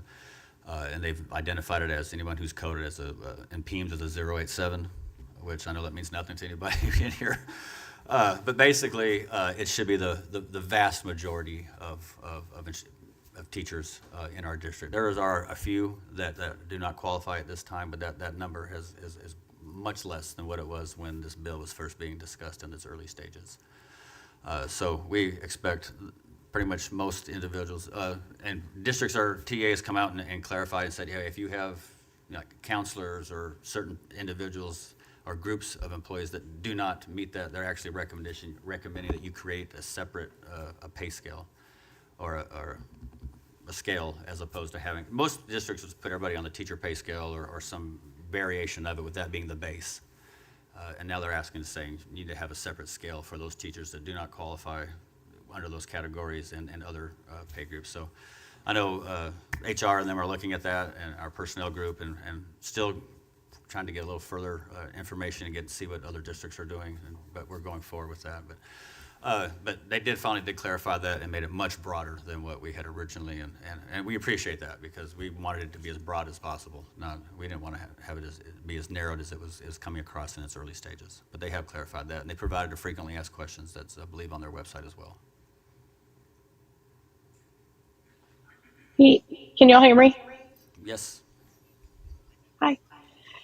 Can you clarify, you mentioned during slide 9 that there is an increased urgency with some of the changes that we're making to the budget.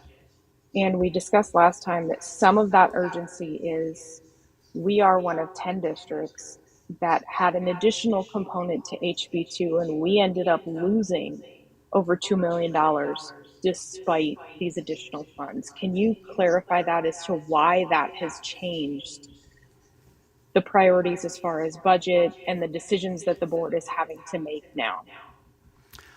Certainly. If we were not one of those 10 districts, this slide would look a little different.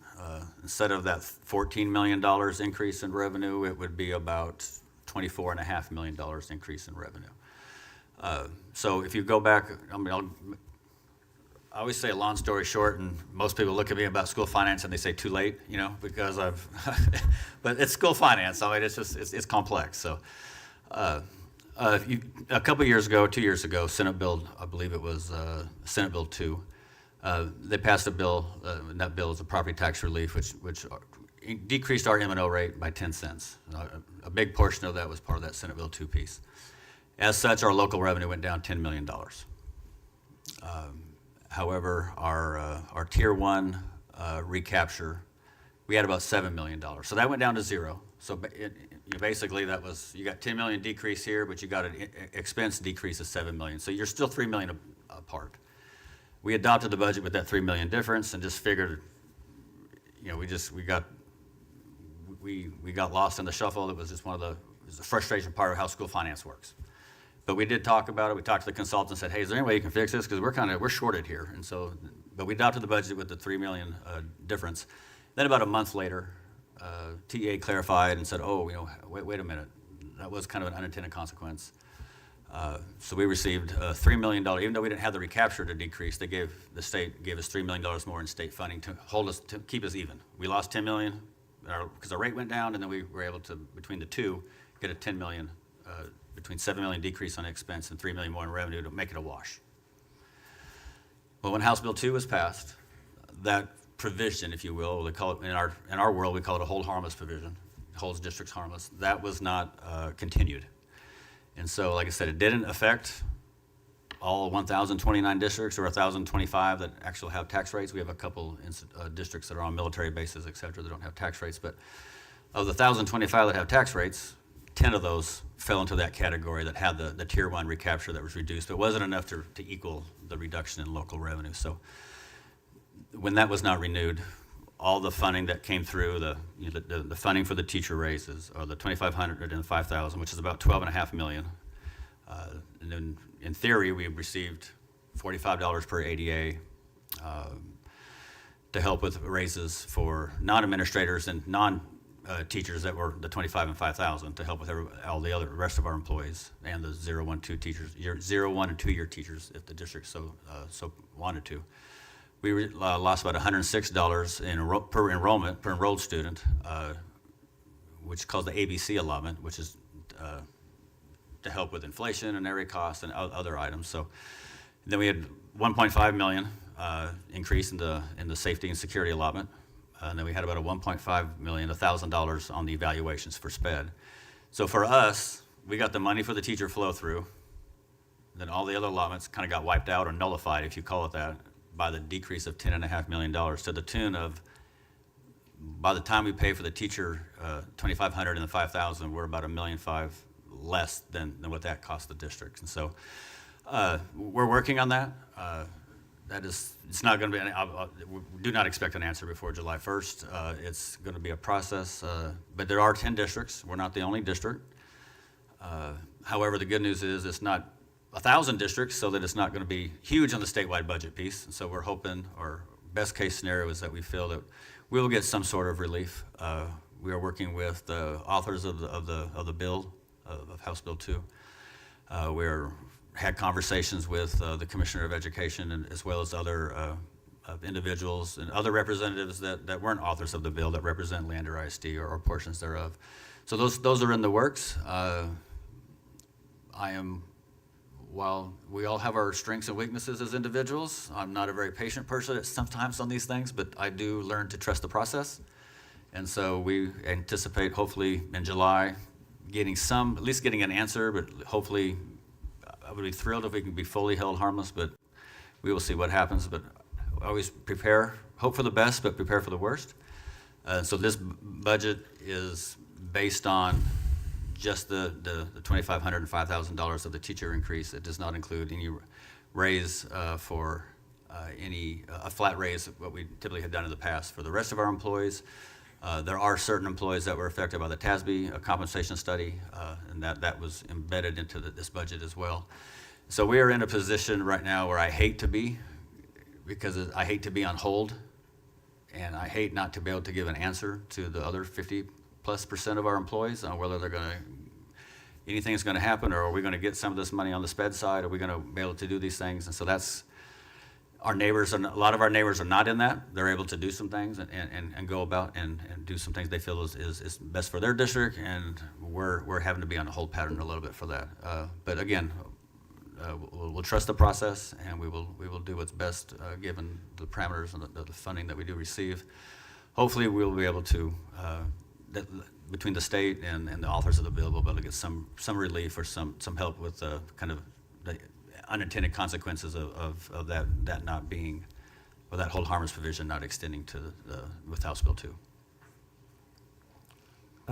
Pete, by state law, when do we have to have an approved budget for next year? June 30th. That is the last date. Last day.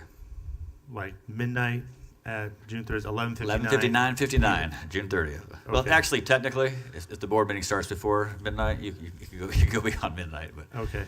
But that board meeting that starts before June 30th. Well, I had a friend of mine. We kind of worked on something, a variance analysis between 2018 to 2024 with the overall budget, or budgets, I should say, and. During that time period, the administration costs increased beyond what you'd expect. And And I would really, I know it's late, but I would be hoping for a detailed presentation of some of those reasons why there is such an increase. We literally, on this review, we have a 35 million in general fund increase in the student, explain that it cannot be explained by the student growth and inflation. So if that were the case, and our numbers are right, and I'm hoping, pretty sure the numbers are pretty right, there would be somewhere in there of 20 or 30 million dollars of actual savings. Because when I'm looking at this spreadsheet and I'm looking at the potential, and it isn't always, as you've pointed out, year after year, this is the potential for the negative part, and then over the course of the year and things change, but we're starting at, it appears to me, a negative 20 million. Is that right? 20,232,378. Wow, that's a lot to start with to try to make up ground. So before, I would like we just say, yeah, let's go with a budget. We know we're going to be 20 million in the hole, and if that were to stay true, we'd go from 161 fund balance to 141 fund balance by next year. I really would like to go a little bit more over some of these numbers in a little bit more detailed orientation. And I know, like I said, this is kind of late in the game, but that's why I asked you when exactly. 11:59:59 Well, yeah. on the June 30th, because a lot of people are talking about how are we find ourselves in the fix, and what I look at is the long term. How can we fix something that we know the state's being tough, so we have to get tough. I'm having a lot more filet mignon chicken at my house than filet mignon. I got you. So people are tightening their belts at home. We're gonna have to do it. The state, I don't know what they're doing. I can't explain what they're doing. All I can explain is what we're doing. And like I said, between 2018 to 2024, there's roughly about a $35 million increase in that doesn't exactly account for the students and the inflation. We've increased our costs without actually accounting for it in a little bit more detail. Okay, I'm more than happy to to look into that, because administration is a broad topic that could include campus administrators. I know we've added some APs, and over the years we've given pay raises, et cetera. But I'm more than happy to look at it. I mean, you know me, I love data. I'll send over the Okay. spreadsheet. I'd be more than happy to, and provide something in the board update at a future time. But we are looking at the data. I mean, there's not any FTE data that we're not familiar with or that's not being looked at in our district. And I've one of the slides I've had up here many times, it shows by category. If you look since 2011, the biggest growth we've had by categories is teachers. Not that all the cuts need to be teachers by any stretch of the imagination, but that's where the bulk of our growth positions have been, based on our philosophy of doing what's best for our students and doing that. So that's kind of where we've looked at first, but we did hit central admin first with 2 million of payroll and an additional $1 million in other departments. So we are looking at that, and we have, like I said before, we have I don't want to say very long, but we have a much longer runway for the 26-27 budget. We've already started those conversations about looking at what are ways that we can reduce our expenditures while still try to maintain, to the best of our ability, the services for our students. And what does that look like? Is our school day going to look different? Is our schedules going to look different? Or what we pay for or don't pay for going to look different? And all those things are being put on the table, and deep and sometimes harder than we'd like discussions are taking place. And part of that is, we had the public comment tonight on some facilities, and we're trying our best not to intertwine those with the budget, but it's kind of hard for them. There is a little bit of overlap in some of those areas. And so how do we best maximize the funding that we have, couple that with the needs and wants of our community, and with what we're allowed to legally? I mean, we have a very narrow road that we can weave this path with how we do things and how we operate and meet the expectations of our community, with some challenges put on forth by the state legislature. I do think that Dr. Poppy is severely underselling the work that he's done in the last 7 months in this district to address the very issue that you bring up, which is a valid issue.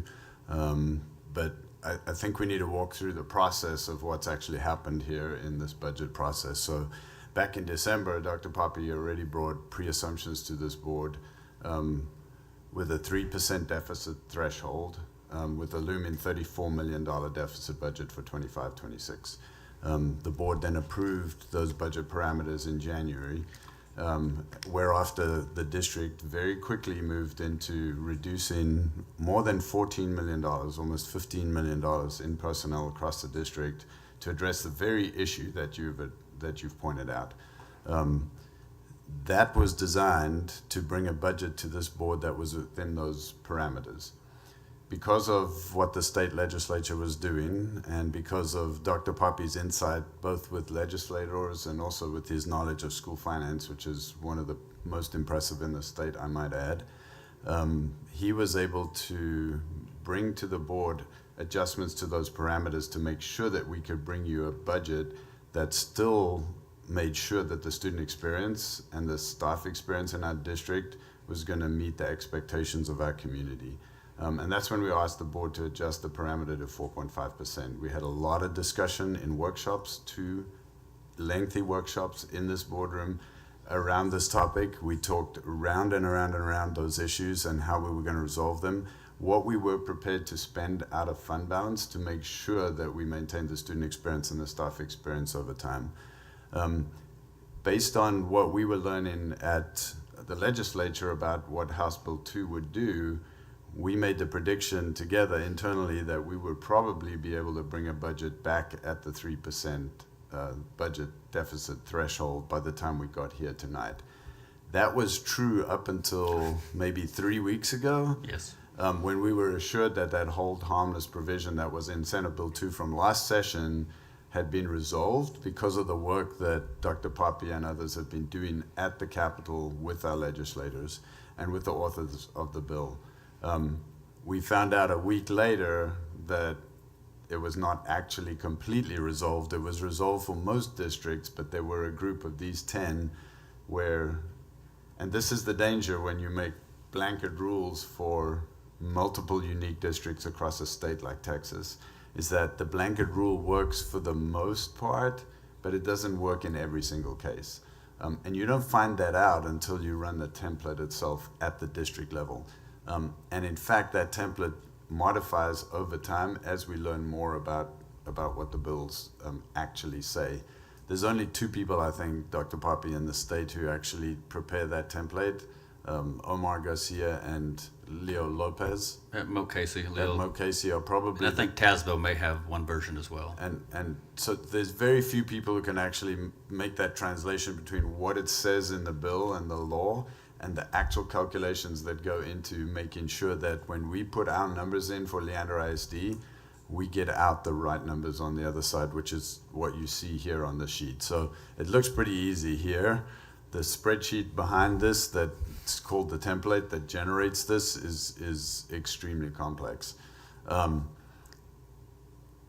The reason that we're bringing you a $20.5 million deficit, which is in the 4.5% deficit parameter that the board set for us to bring tonight, despite the fact that we lost $10 million in revenue, essentially, in this model.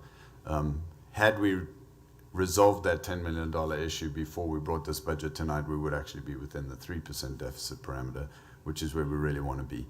I will say that I appreciate your question, I appreciate your concern, but I really feel like we've spent the last 7 months resolving all of that question and all of those concerns. Oh, well, I think I would differ with some of the people that were talking tonight because obviously our budget does have an effect on the overall cost. You know, to keep a school open with literally maybe just 1 student in it, while that may not sound great for, cost of efficiency, for the community itself, you're not saving a school, you're saving a community just by keeping it open. And so you need to be able to afford to do that. And am I misquoting? It was like 1.2 million just to keep it open? Yeah, it's 1.2, 1.3, just... And like I said, just to have it for 1 student Yeah, wouldn't necessarily make a lot of sense, but there are more than 1 student. Many of them have hundreds of students. And so, operating a deficit, that we can't allow people from outside. We are an independent school district. you know, and I understand there's a lot of work that's been going on behind the scenes and in front. But at the end of the day, we still have to be accountable to the people who put us here in office, who put you in office and everyone else. And coming back to these numbers, I would rather we come back for another special meeting, frankly. I'm willing to give up my time. This is a non-paying job. Great, let's do it, because these people aren't showing up just for the fun of it, giving up their vacations, giving up their time. I mean, at some point, we have to come up with some answers that are going to be so tough, it's really going to hurt. It's really going to hurt. They're already seeing the hurt possibly for them, and I'm grateful that they're showing up in some decent numbers. I honestly wish there was 1,000, not just a few hundred. But I'm just one person just trying to tell you that, you know, I want to exhaust all non-instructional funds. Our number one job is to just teach the kids. You know, everything else is extracurricular and all that. And I do think there's a number of people that really do want to work with us if we let them. You know, the fact that we're not going to have those town halls until later in the year after we've already set this budget. We can amend budget. That's great. That's great. But I'd like to think we are not going to wait for someone else to come and save us.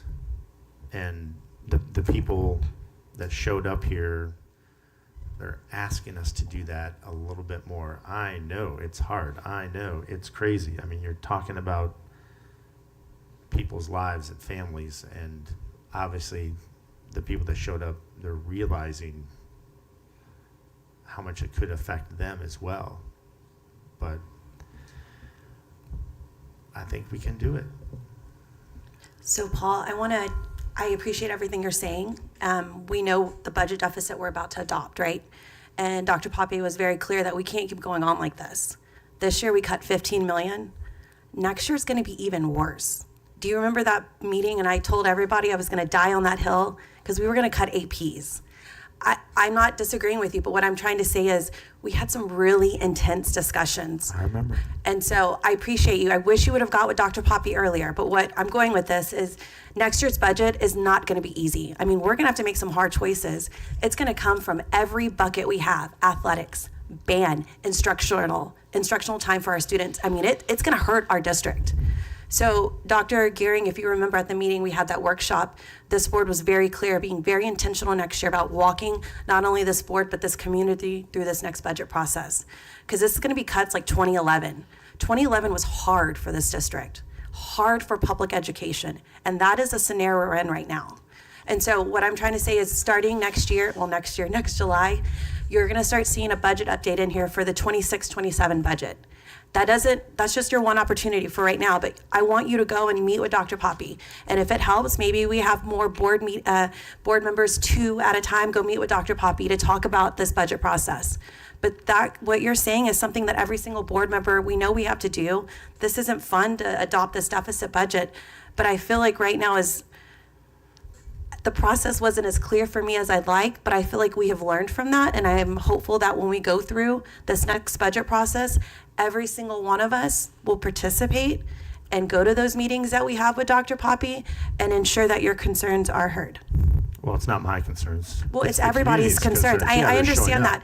I understand that. What I'm trying to get to it, it's a roundabout way, but have we accounted for in the next few months the number of charter schools are coming online? Have we accounted for that? We talked about that in that meeting. Oh, I talked all about it. I remember it was mentioned, but has it been accounted for actually in the budget? This is the budget for if this happens, that happens. Has that been accounted for? Because we use the low growth model. It's the lowest number that we feel comfortable using, knowing there is a charter school opening up on the north side of this summer or 2. I mean, if we lose 3,000 kids in August because of the transparency, this is the part that these people have been coming here. They're asking questions. They've been wanting to know a little bit more answers, and to be a really, really, really firm on how we're going to come up with a plan. And I a mean, lot they're, of- yeah. they're willing to do their time. I mean, it's not just my community, it's not yours. Oh, I know. It's And all of ours. that's why we're going to have those budget updates every board meeting so the board can understand what's going on for next year's budget. That'll be your opportunity to weigh in. It also gives the public an idea of what's to come. But right now, we're talking about this budget right now. Yeah, I know. Okay. And you're being very dismissive and condescending. And the people that come to these meetings, they feel incredibly disrespected that this whole process, everything has been coming and culminating to these points where it's simply like, well, we can't do anything. Bye. Make a budget amendment. That's it. We're done. I disagree with that, Paul. We had lots of workshops. I don't know if you met one-on-one with Dr. Poppy when the rest of the board members did. I didn't see your name on the sign-up sheet. So I'm just saying, you have to make the effort as well. But do you have any other questions about this budget? Dr. Gearing, I have to ask Dr. Gearing if I can talk with him. Do you have any other questions for Dr. Poppy on this budget? Because we're I off would love to topic make some right more. now. I would love to make some more conversations if I didn't have to talk with Dr. Gearing first Okay, to talk Paul, to the budget, people. the conversation is on the budget right now. We're not talking about board relations. Do you have any other questions Well, for you're Dr. talking Poppy? about board relations when you Do you say have I'm not, any other that my name questions for isn't on Dr. it. Poppy? You don't? Okay, we're gonna move on. Got it? I also want to make sure that everyone knows what budget that we're talking about for which fiscal year. Because you're talking about, I think you're talking about school closures and what budget is going to impact which one. And so I just want to make sure you understand which budget we're adopting and that you understand which years we're looking at right now. But we can, I mean, I think this isn't where anyone wants to be. And I think it's important that we have those conversations, but I think we have to live in reality of what these numbers are and what this ledge session left us with. We know that we cannot move forward. Cannot continue at the rate that we're at. And so these are the budget amendments that we gave Pete, that we gave administration. And this is something that we've all been talking about a lot over the last few meetings. And these are things that we have to engage with administration on constantly. It's not just when citizens come and then we leave the board meeting. We stay in here and we have to keep doing the work. It's not going out in the hallway and chit-chatting and all that. You have different times that you have to engage with folks, but this is your opportunity. And we did have opportunities where we could all sign up to meet with Pete, to go through this one-on-one and ask questions. We could do it individually, you could do it with a partner. And so I would recommend taking advantage of those, and especially doing them with the partner. I've learned a lot. Last one I was there with you, Trish, and I just think it's beneficial when you do it with someone else, because then you're able to bounce and hear different questions that you may not have thought of. So I appreciate those opportunities, and I think moving forward this year, I would love to continue to have those opportunities so that we're not breaking quorum, that it's 2 or 3 of us at a time.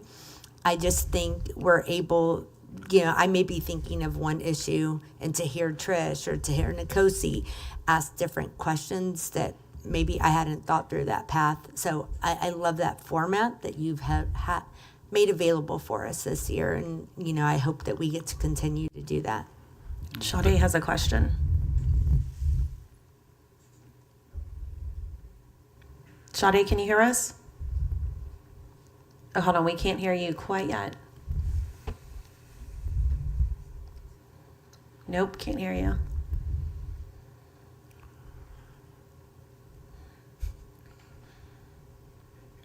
I think the community, instead of just us board members meeting with Pete, the community would love more of an in-depth where they can ask questions to Dr. Pete.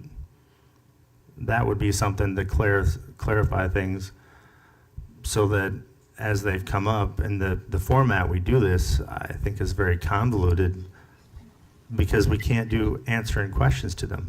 And they've been asking for town halls, and the closest town hall was only within a couple weeks, we're going to decide to close a school. I think that's incredibly disingenuous by this board. So I just want to make sure we clarify the fact that this budget has no school closures in it. The community has, for the most part, been coming to speak to us about school closures and long-range planning, not specifically about the 25-26 budget. So I think we're conflating two separate issues. The school closures and the long-range plan is not this agenda item. And so, Madam President, I would request that we move on because I think we've moved off the agenda item. Oh, we have. Can you hear me now? Yes, we can hear you, Sade. Go for it. Okay, I just wanted to add or clarify something about what we've discussed before regarding the budget and how we got here. So even though our student growth has been relatively flat in recent years, but a big chunk of our growth has been due to either students needing special education services, which we have to provide, and we definitely, it is something that is not just required, but it's really what we need to do. And having unfunded or underfunded mandates. And so Dr. Poppy had put together a slide maybe about a year ago called Death by 1,001 Cuts that showed about 30 million, where we're spending 30 million more than the state provided for our special education services. I'm not complaining about that because that's what we need to do, but it's just one of those areas where we had been asking the state to step up. And I think just to kind of add to what Sade says, since 2017, we've seen a 6% increase in special education every single year. So that includes staffing. Those are those administration positions. So, I mean, like Sade said, we have an obligation to serve these students. So, Francesca, do you have any other questions? You good? Nkosi? All right. Board members, no other questions. All right. Thank you, Dr. Poppy. Since we have a guest presenter with us this evening, we're going to change the agenda item order and start with 8B1, the Bond Oversight Committee recommendations.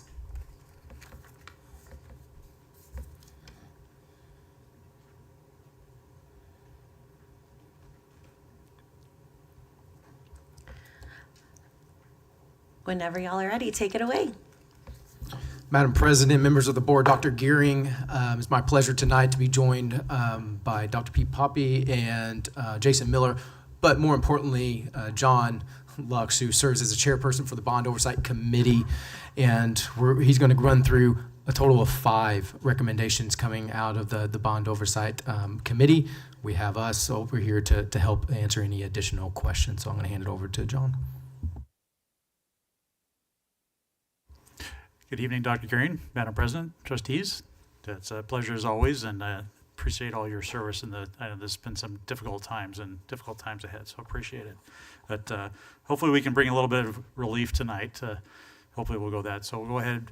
The first one we bring up is for LED lighting conversion. So understanding we're trying to reduce the O&M costs, so we're thinking about doing a LED conversion. So again, to discuss recommendations from our oversight committee, we met on June 10th, and we had a good participation. I think it was probably one of our largest ones in a while, so appreciate if you've been reaching out and your appointees, so appreciate that. Okay, consider approval of the Bond Oversight Committee recommendation for reallocation of bond funds from the LED lighting conversion at select facilities project. Again, the purpose of this is to take the it was interest savings? Correct. Yeah, interest savings from the 2017 bond. And again, the whole purpose is trying to look at ways that we can use bond savings and so forth and project savings to reduce that O&M side of it. So the district went, Jeremy and his team went out and looked at what are some of the ways that they were looking at it. And one of these ones that came up was the LED conversion project. Its estimated cost is $3 million, and as you can see up there, the annual savings is from $3,500 to $400,000. And as you can see on the benefits, and I think it's pretty straightforward that they're more efficient, reduce maintenance, et cetera. The It was a unanimous decision of the board to bring this before you. The only other really questions that did come up about this was just some alternative ideas of, what other kind of ideas, maybe solar panels or something like that. But again, this just, and then they're wondering about how many more conversions could there be with LED? And then Jeremy was able to explain that a lot of that will be picked up in the modernization project. So this is kind of a bubble period that these are identified areas that are great for conversion because they're not in the modernization project and so forth. So go back. Yeah, so the Bonds Oversight Committee unanimously approved to move $3 million of the 2017 bond interest earnings to a new LED lighting conversion at select facilities projects.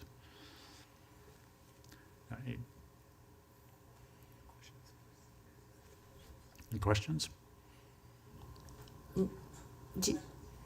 No questions. I think this sounds like a great use of bond savings. I move that the board approve the Bond Oversight Committee's recommendation to move $3 million of the 2017 bond interest earnings to the new LED lighting conversion at select facilities projects as presented. A second. I have a motion from Gloria, a second from Nkosi. Any discussion? Just a couple statements. One, thank y'all so much. I do appreciate all the work the Bond Oversight Committee puts into this, and so thank you very much for that. It helps to see that come. My vote does not reflect the amount of work and time that y'all have put into this. My vote is just simply that right now, given the death by 1,000 cuts, the legislative environment, I really want to have more of an understanding of what all we might need our bond funds to do before I feel comfortable spending them on other things. All right, a motion from Gloria, a second from Nkosi. All in favor, raise your hand. 1, 2. Francesca, yes. Okay, Sade, another one. So 2, 5 in favor. All opposed. 1 sustain. Wait, what do you? You're opposed. Okay, raise your hand. I didn't see it. Sorry. 2 opposed. All right, motion passes. Next one is a little bit more complicated. The Bond Oversight Software as a Service. I wouldn't say complicated, it's just kind of a new look at it. So we're considering approval of Bond Oversight Committee recommendation to reallocate 2023 bond funds for software as a service expenses. So the reason this one gets a little bit more complicated because of the new legislature on how the bonds can be allocated towards different services, where the SaaS services were under the INS general fund, where now that because if it becomes more of an ongoing capital cost. Yeah, I can help, John, because this is kind of complicated, and it is new, and I know I have experience with this. I know Pete as well has experience in doing this shift. It is a shift. Because Texas Senate Bill 58 does allow for cloud-based software purchases with multi-year contracts to be paid with INS funds. And so what this project would do is to take up to $8 million, that's around $2 million a year, and shift some of those softwares that we're paying out of general fund and shift those into bond. So if you think about that, that's going to free up some of those general fund dollars in order to do the things that we talk about all the time when it comes to developing budgets. And so we did check with bond counsel, this is an appropriate expense utilizing current bond funds, and that's why we wanted to bring it to you to have discussion and answer any questions that you may have. Yeah, and from the board, there was obviously a lot of questions because this is new.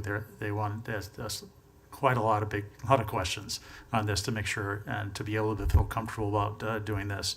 There was also some questions about, in long term, what happens if this goes away? How's it going to be funded?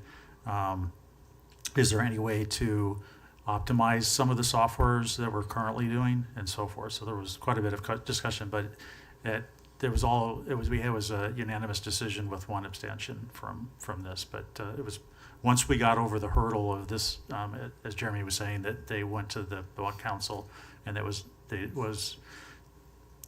certified that this can be transferred over. So what would the length of term be for such a bond?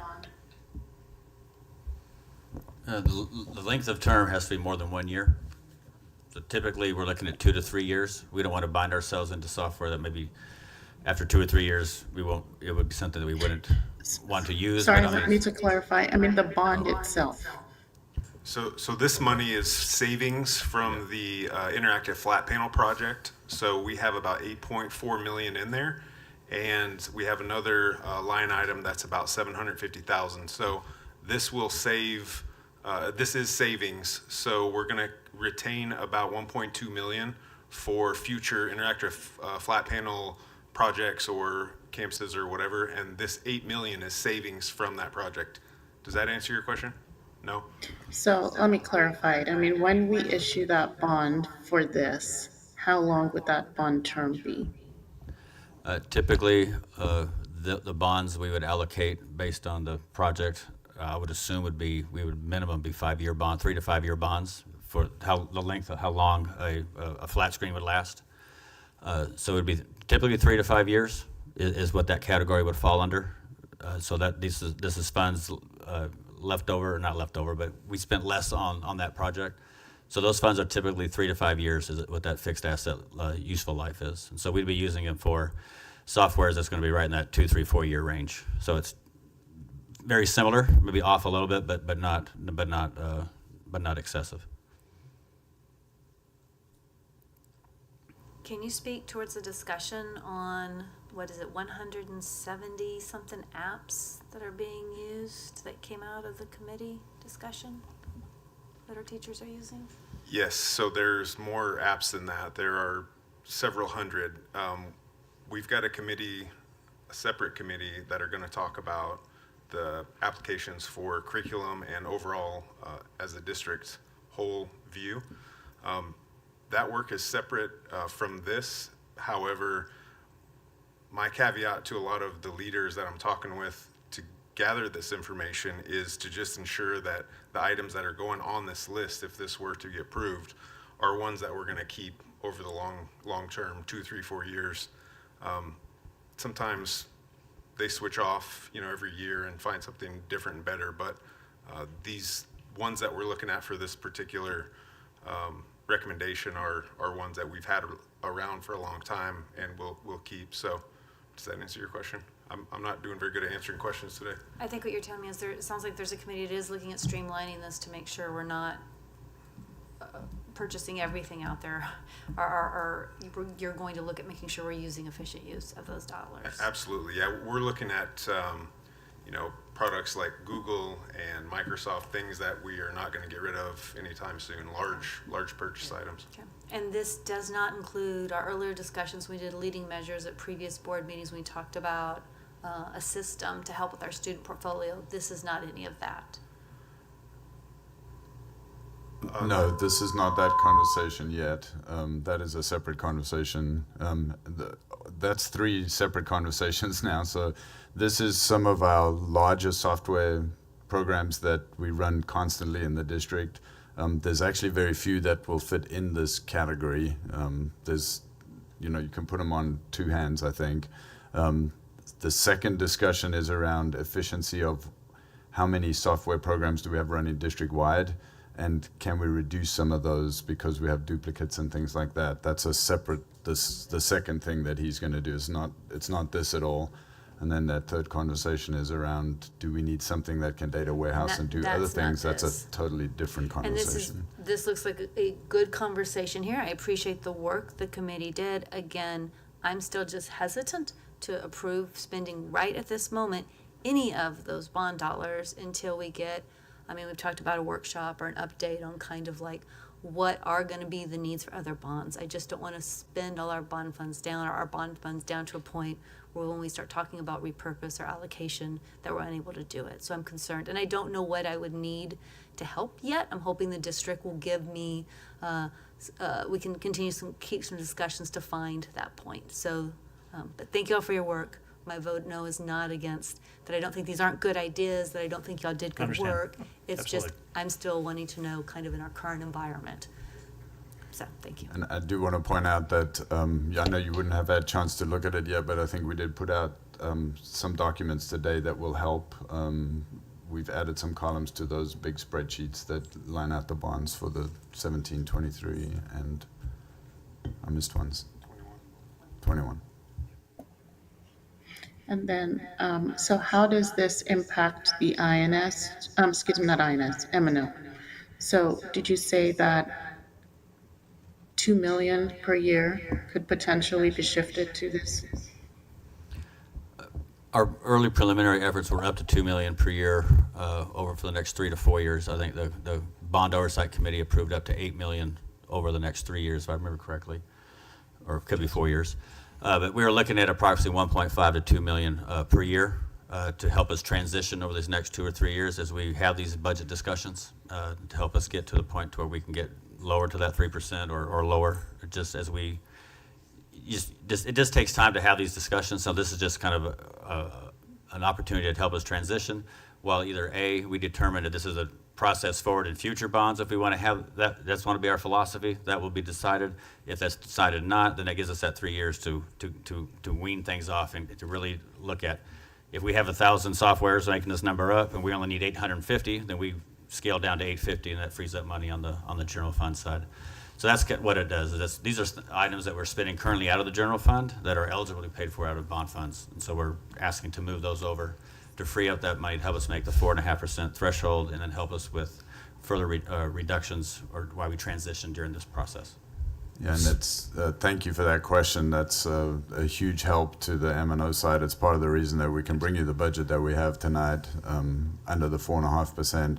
I want to give Jason a big thank you because he has been really proactive in trying to find ways to save expenditure costs and also generate revenue in the district. And so he's done a really remarkable job over the last several months doing that for us.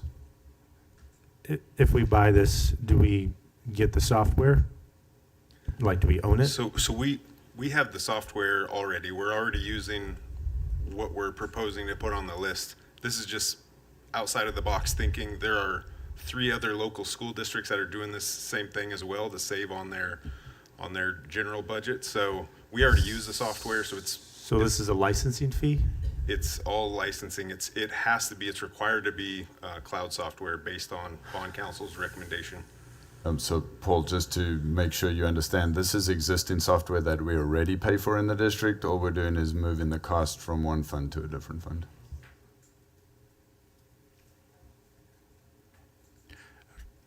I move that the board approve to reallocate up to 8 million of the 2023 interactive panel installation bond project to the 2023 bond project savings fund, which will then be reallocated to the new software as a service project to fund software expenses as presented. A second. A motion from Gloria, a second from Nkosi. Any discussion? All those in favor, please raise your hand. 1, 2. Francesca, yes. Sade? No. Okay. Sade, so 4 yes. All those opposed? 2 opposed. Wait, Sade, what is your vote, Sade? Can you hear me? We couldn't see your hand, Sade. I need to see your hand, Sade. It's off screen, so Can we you put it redo in that front of your vote? face? We're going to redo that vote. I'm going to need to see your hand in front of your face, Sade, okay? We're going to redo it, guys, just for clarity. All those in favor, please raise your hand. 1, 2, 3, 4. 5. Good Lord, Anna. 5 yeas. All those opposed? 2 opposed. Motion passes.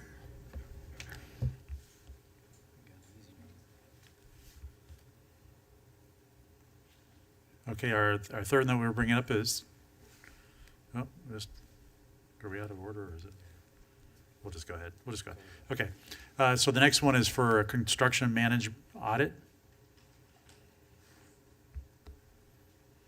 Consider approval of the Bond Oversight Committee recommendations for reallocate bond funds for construction management internal audit project. Again, this came up, it was explained to us by the district and Jeremy, was that this isn't where they're thinking that the construction having issues or problems. That's why they're trying to do an audit. This is just, they kind of randomly go through different parts. You can't do every year for everything because it becomes expensive. So this just happens to come into the part of the cycle where the construction is going to be looked at to be audited. And obviously that comes with an expense. So we want to be able to, instead of putting that in the O&M, would have been O&M, or is O&M. So again, trying to have those cost savings on the O&M side, trying to bring this over. So with the savings, where it's got to be $168,742 for the audit, and then $6,000 for management support. So for a total $174,742.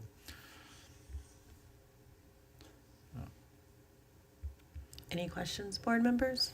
So we're auditing the construction companies, or we're auditing how we're managing the Internal. construction companies? It's an internal audit of the construction management department within the district, looking at systems and processes. Yeah, when the board, my apologies for not having the exact board meeting date, but in the last month or two, when the audit committee recommended the internal audit, the 3 areas for the upcoming school year 25-26, one of those areas was a construction audit, one was personnel, and one was procurement. Well, the construction, we had a conversation with bond counsel as well as with Gibson Consulting, who the district has hired to perform the internal audit function. Since all of the construction projects that the construction do are bond-funded projects, it was an allowable expense, and has been done in many districts, to pay for that internal audit function for the construction management piece to be done through with bond funds. And so that was what we had brought, and I believe the board approved, contingent upon being approved by the bond oversight committee, and hence that meeting has since occurred, and now the recommendation is being brought back to the board of trustees. So this is the Gibson Consulting. This is their piece. They're doing 3 things next year, and one of them that was the construction. And since it's all bond projects, we asked that this recommendation went to the committee that be paid for with bond funds. And it was a unanimous recommendation from the board. So the bond oversight recommendation is that the unanimously approved to reallocate $174,742 of the 2017 bond interest earnings to a new construction management internal audit project. I move that the board approve the Bond Oversight Committee's recommendation to allocate $174,742 of the 2017 bond interest earnings to a new construction management internal audit project as presented. I second. A motion from Nkosi, a second from Gloria. Any discussion, board members? All right, all those in favor, please raise your hand. 5 yeses. All those opposed? 2 opposed. Motion passes. It's, okay, I'm not in control anymore. That's good. So someone's got it better off than I am. I'm doing better than I am. Okay, our next one is for forklift for IT. Consider approval of the Bond Oversight Committee recommendation to reallocate bond funds for the replacement of forklift for information technology services. Again, this one was pretty straightforward and easy. It wasn't many questions, and it was unanimous on the bond side. Basically, it's just a end of life forklift. The battery's done, dead. It's got to be more to keep it around than to get a new one. So I guess the only question was, are we getting a Ferrari, or are we getting a Pinto? What are we doing? And Jeremy, not Jeremy, but always does a great job of going out and getting a lot of different quotes and stuff, and trying to find that good middle road. It's got to last a long time. It's gonna be effective, but it's not the Maserati. So yeah. I move that the board approve the Bond Oversight Committee's recommendation to move $65,000 of the 2021 bond interest earnings for the replacement of forklift for information technology service project as presented. A second. A motion from Gloria, a second from Nkosi. Any discussion, board members? All those in favor, please raise your hand. 6 ayes. All those opposed? 1 opposed. Motion passes. I think that's. Oh, One no. more. All right, one Last more. but not least. It's all right.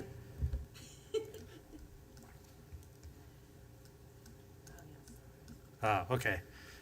Well loved, I know, by this board. So the Vandergrift High School Secondary Access Road Bond Oversight. Consider approval of Bond Oversight Committee recommendation to change the scope of the 2017 bond project, Secondary Access Road at the Vandergrift High School line item. I don't think I have to go into a lot of detail on how we got to where we are with this. You know, as hard as the district and everybody tried, they just weren't going to get that other access. So the recommendation was they were going to basically not go that route anymore and just go with a different, due to the developments the board approved for the district administration to withdraw the permit application with USFW during the April 10th, 2025 board meeting. So it's done. So now what, I think this is the, I don't see the line on there. Yeah, this is just a duplicate slide from the presentation you had on the 10th. We try to include context that we discussed with the committee as well. You've seen a lot of this information, and we discussed at the end of that, hey, we need to go bond oversight committee to make sure that we redo the scope to include what we're actually going to do there. And so that's kind of what we're here tonight for. Kind of make sure it's clean. It's not. Yeah. Does changing the scope change the funding or the amount that's in there? Because I've so far been consistent about voting against anything that's spending the funds until I know where it is. Is this spending funds, or this allows for spending of funds, I guess? So what's going to happen is the original scope for that line item was to design and mitigation strategies, was for that $3 million, I believe. And so now what this is going to include is the scope of work is going to be able to construct emergency access improvements to 4 Points Middle School in Vandergrift. That will not cost the entire budget that was allocated to this. So once the project is complete, then the savings would be moved to project savings within that 2017 bond. So this is just the first step in that overall process.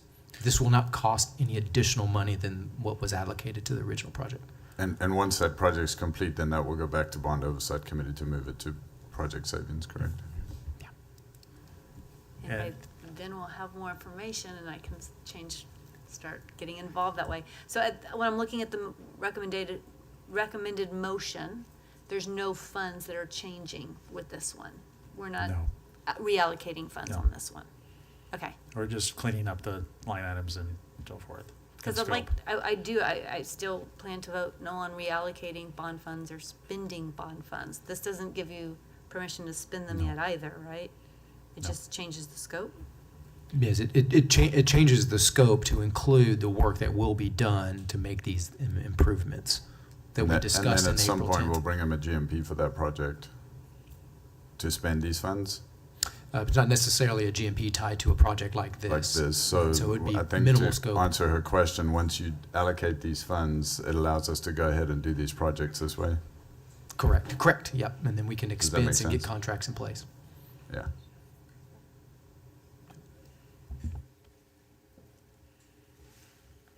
I move that the board approve the Bond Oversight Committee's recommendation of the scope change for the 2017 bond secondary access road at Vandergrift High School line item to incorporate emergency access improvements at 4 Points Middle School and Vandergrift High School as presented.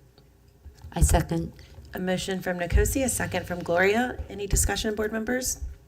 Yeah, I just want to make sure I understand this. When we do this, that means that they have ability to spend the bond funds, and they don't bring back necessarily a GMP to us before they spend it. That is correct. Okay, appreciate all the work. I think these are all great ideas. Until I know it, all pieces of the bond fund, I'm going to be voting no. Thank you.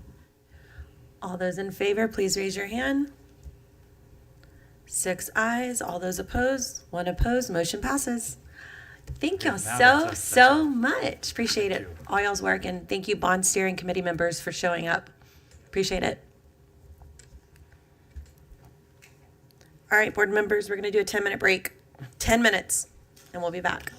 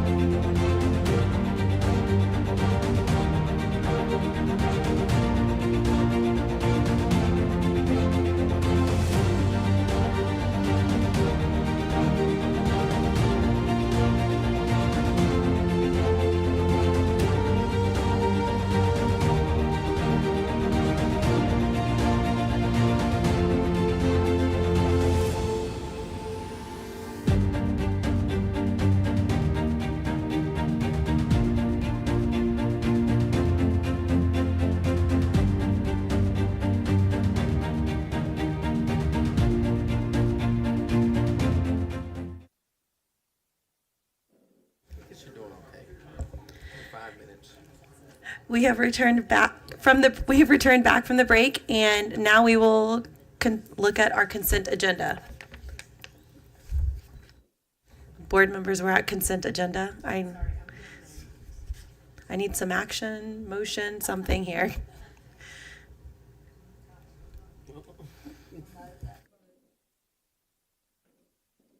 I move that the board approve the consent agenda items as presented. I second. I have a motion from Nicosia, a second from Gloria. All in favor, please raise your hand.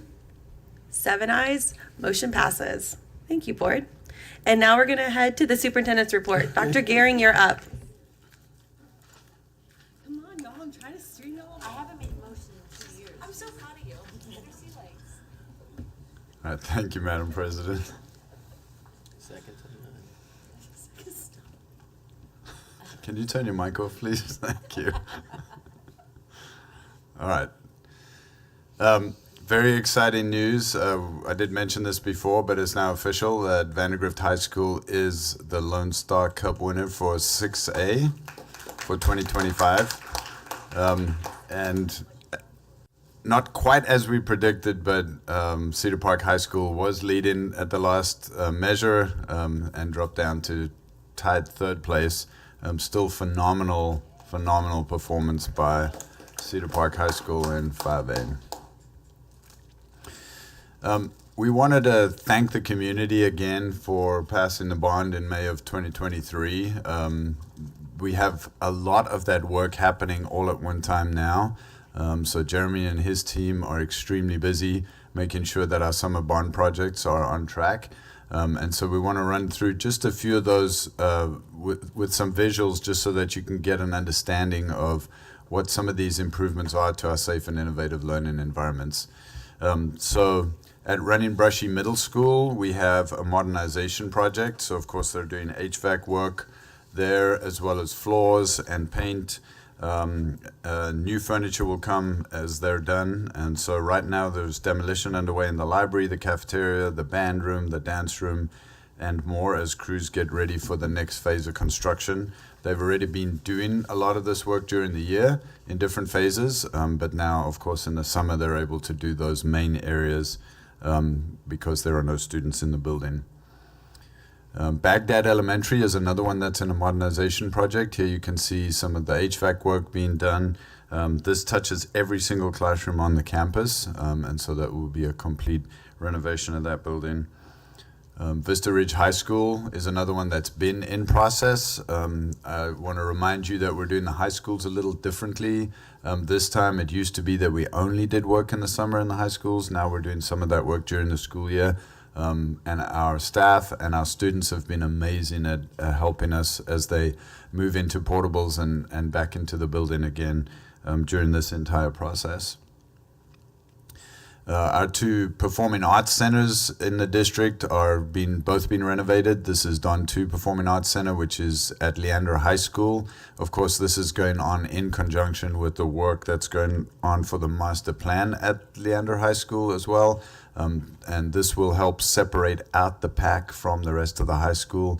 That provides enhanced security for us, access, and making sure that the 2 facilities are quite separate. Leander High School is also getting significant work happening on the fitness room, the Bluebells dance space, and the competition gym. That work is going on right now. The weight room is already complete and has already had students in it. It's a truly stunning facility now. And this is what we mean when we talk about safe and innovative learning environments that our kids in Leander ISD deserve. This is Cedar Park High School Library. You can barely recognize it for what it is, but again, Cedar Park High School also undergoing modernization at this time, and they're able to get into those main spaces while there are no students there. You've seen this picture before, but just a reminder that all of our baseball and softball fields in the district are getting new turf. We are 5 high schools down and just have Vandergrift High School left to complete. That work is ongoing this summer. This is potentially the oldest facility that we have in the district. So you can see in the top left corner of that is the existing plant services mechanic shop that our folks have been working out of for decades. And so they finally get a new facility. This facility is actually a lot further along than this picture shows. But I wanted to show you the scope of that new facility compared to their existing facility. And this was the best picture to be able to show you that. So we're very excited to provide safe and innovative environments, not only for our learners and our teachers, but also for the folks who support all of that work that's going on. And that includes, in this case, our plant services and mechanics. A big shout out to Nkosi Nelson, who in his other hat as a commissioner for the city of Leander, Juneteenth block party happened this Saturday. We had a fantastic turnout at the park in Leander, and for the first time an education tent. And so Nkosi did a great job of putting together events that happened under that tent. We happened to be one of the panels that presented there. Thank you also to Sade for turning out on that day. We had a parent, Serenity, who you see there in the middle, and her daughter, Jaya. And they both were in red shirts, and I couldn't understand what their shirts said because they said something about sorrow. And I was like, what on earth is that? And then she explained to me that she attended the University of Cincinnati and was in the sorority there. And now her daughter Jaya is at the University of Cincinnati and in the sorority. So they actually end up being sorority sisters, which I'm not from this country, so this is all learning for me. So this is important work. And they just did a great job of centering around what Mr. Street presented as the reason that we celebrate Juneteenth and why this is so important for our community. And the experiences that they've had in other districts and now their experience in Leander ISD, and it was just phenomenal. We did produce a podcast of this, and so you'll be able to watch this conversation. And I think is that what you told me dropped today? All right, so that podcast is live, so you can go and watch this conversation as well. And now, I hope you brought some Kleenex because we are very proud to present the graduation video for 2025. Yep, here we go.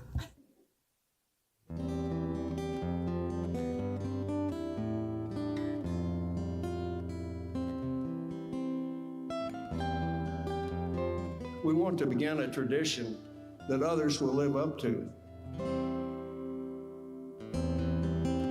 Success is not final. Failure is not fatal. It is the courage to continue that counts. I guess I'm just happy that we're all doing it. Yeah, it's just a big accomplishment to see that we're all here together. I'm gonna miss it a lot. It's been pretty fun. From the people I do know, they helped me form experiences and memories that I'll always remember.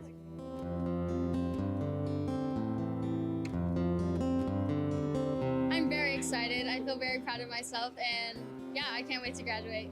It feels so surreal to be here. I mean, 4 years of high school kind of just shot by real quick. I mean, from 6th grade, it was just something I never really thought about, and we're here now, and everyone's going their separate ways. So it's just like, it's an unreal feeling, and I'm just proud of all my friends. Good morning, good morning, good morning, family, friends. Let's all welcome our graduates, the class of 2025.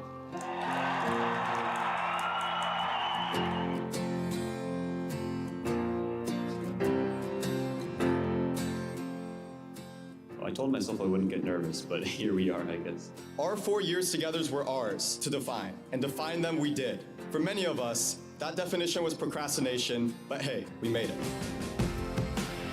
As we transition into the next stage of our lives, I congratulate you all for being here today, but even more, as a class who's learned to truly live freely. Nevertheless, here we are, together for the last time in this one shared moment. Now look around, y'all. Take in the lights, this stage, the caps and gowns, the friends who stayed and the family who showed up again and again. This moment is yours. And that's what I want to take with me. Not just the grades or the big goals, but the in-between, the real stuff. the stuff that made all of this matter. Maybe high school isn't about the academics, but the friends we made along the way. I'm so proud of everybody who has walked with me this year and shown perseverance throughout all of our own personal journeys. In the wise words of a Mr. Troy Bolton from High School Musical, high school is having friends we'll keep for the rest of our lives, and that means we really are all in this together.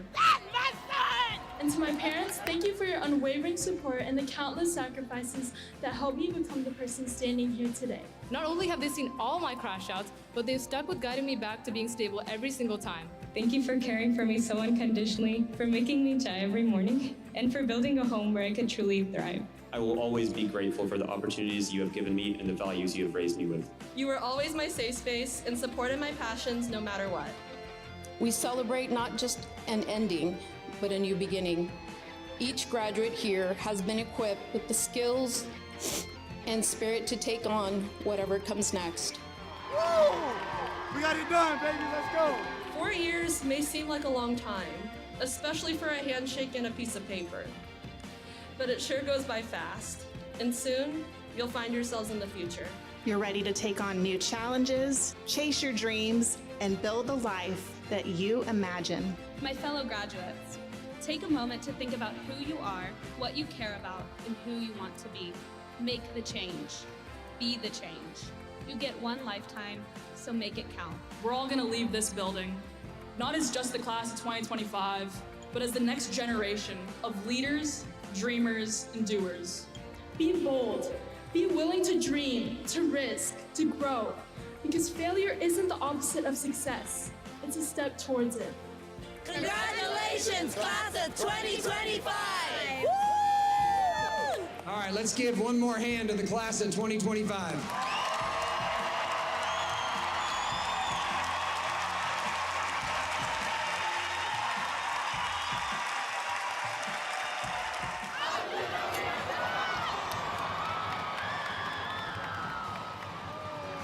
We did it, camera, so I just want to let y'all know, have a great year. That's about how we do it around That's just how we do it, and y'all have a great year.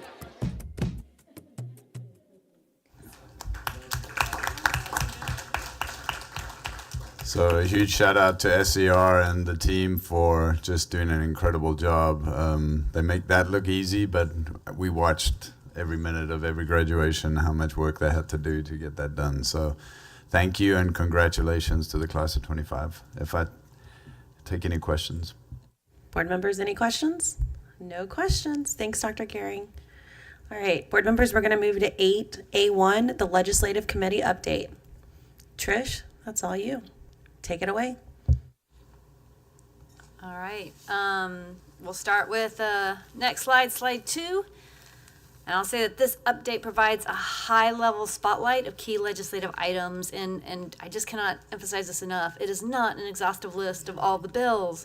It is only highlighting pieces of legislation. It's not even going to be comprehensive of all the pieces in the legislation.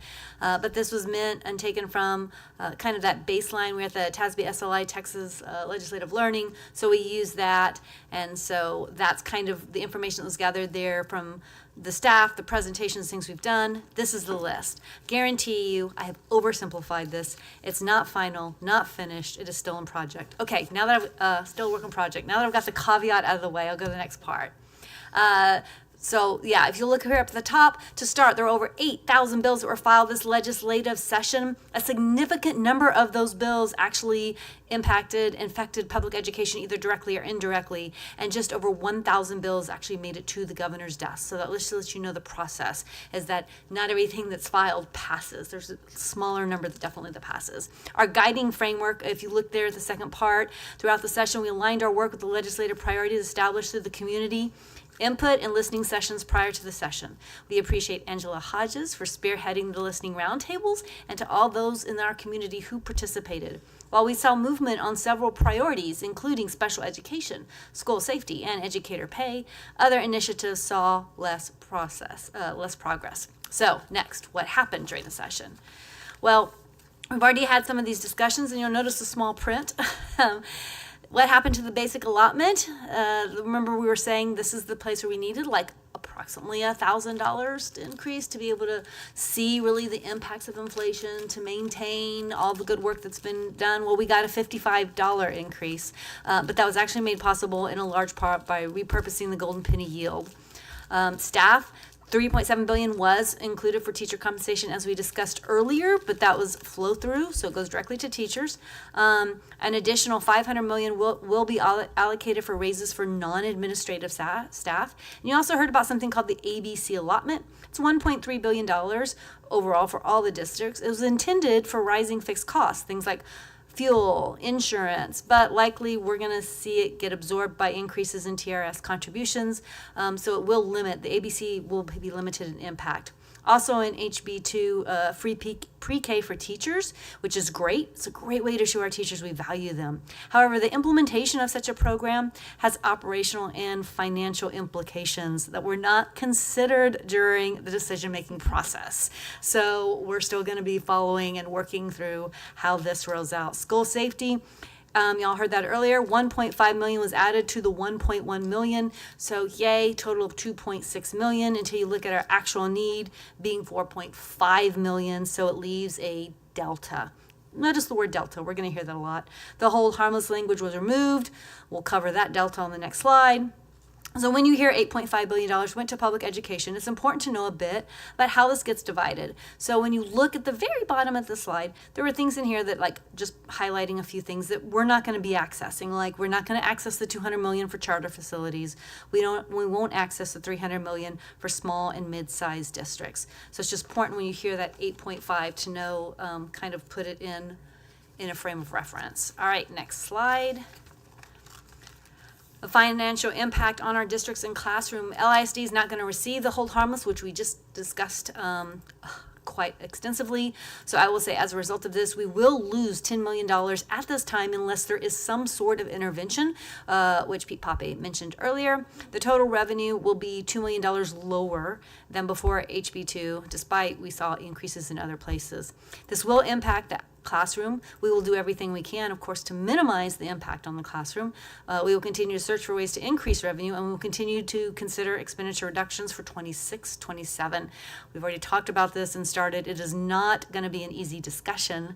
They will be, and anticipate, long conversations as we continue to work through this. And this also is a good reminder of when you hear them talk about legislation on the floor and they say, look at the runs. That's what we're talking about, is sometimes you wouldn't even notice. Some lawmakers were like, where was that hold harmless? I didn't see it. You had to look at the runs to be able to see how that would impact. Next slide, 6.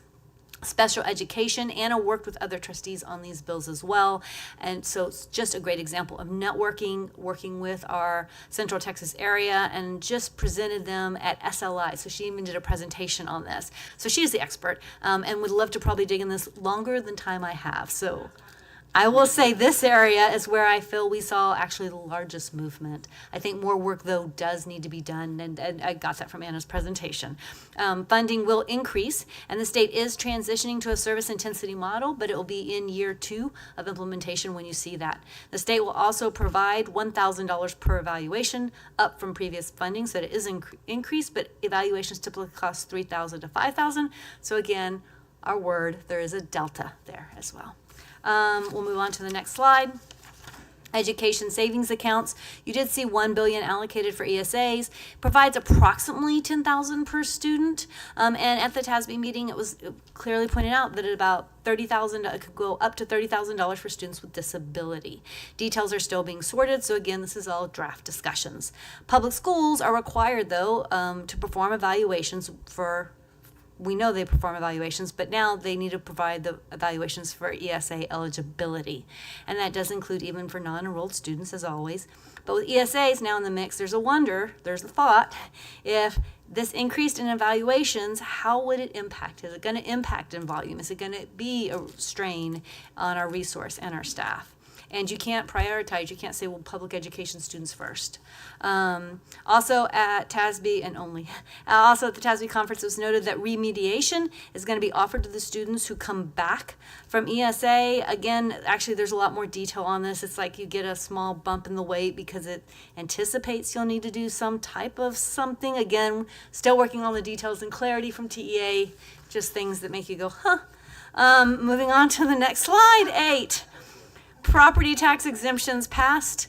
So total, when you combine all the property tax exemptions now, property tax exemptions total $51 billion in our budget.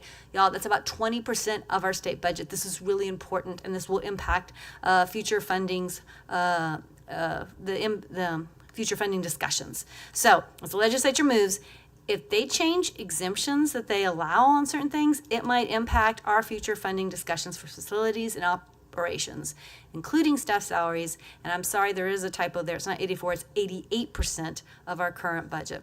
So new hold harmless language was included in this property tax exemption. I just want to point out that in HB2, it wasn't there. So it's again, like, as we watch legislation, this hold harmless language could really impact our bottom line quite significantly, especially when you start looking at your INS funds. Next slide. Again, anticipating more guidance and clarity, but likely this will require additional checks to confirm compliance as we look at some of the different taxation rules that they have in place. Legislature seems to be signaling to us the way that we pay down debt and save taxpayer dollars might possibly be impacted if they continue down these discussion paths. Next slide. 10, these are governance bills, and it's just a small highlight. Again, these bills are what we do for the most part. Much of the language will add clarity on what lawmakers want to see, so we will continue to work on those pieces. Next slide. I was given a time frame in case you're wondering. I appreciate it so much. Slide 11, school safety legislation. As you'll notice, there's several pieces of legislation. This is a great example of what we talked about, is that you need to see how all the pieces work together to really know ultimately how it impacts. And we're still working on determining the overall final impact.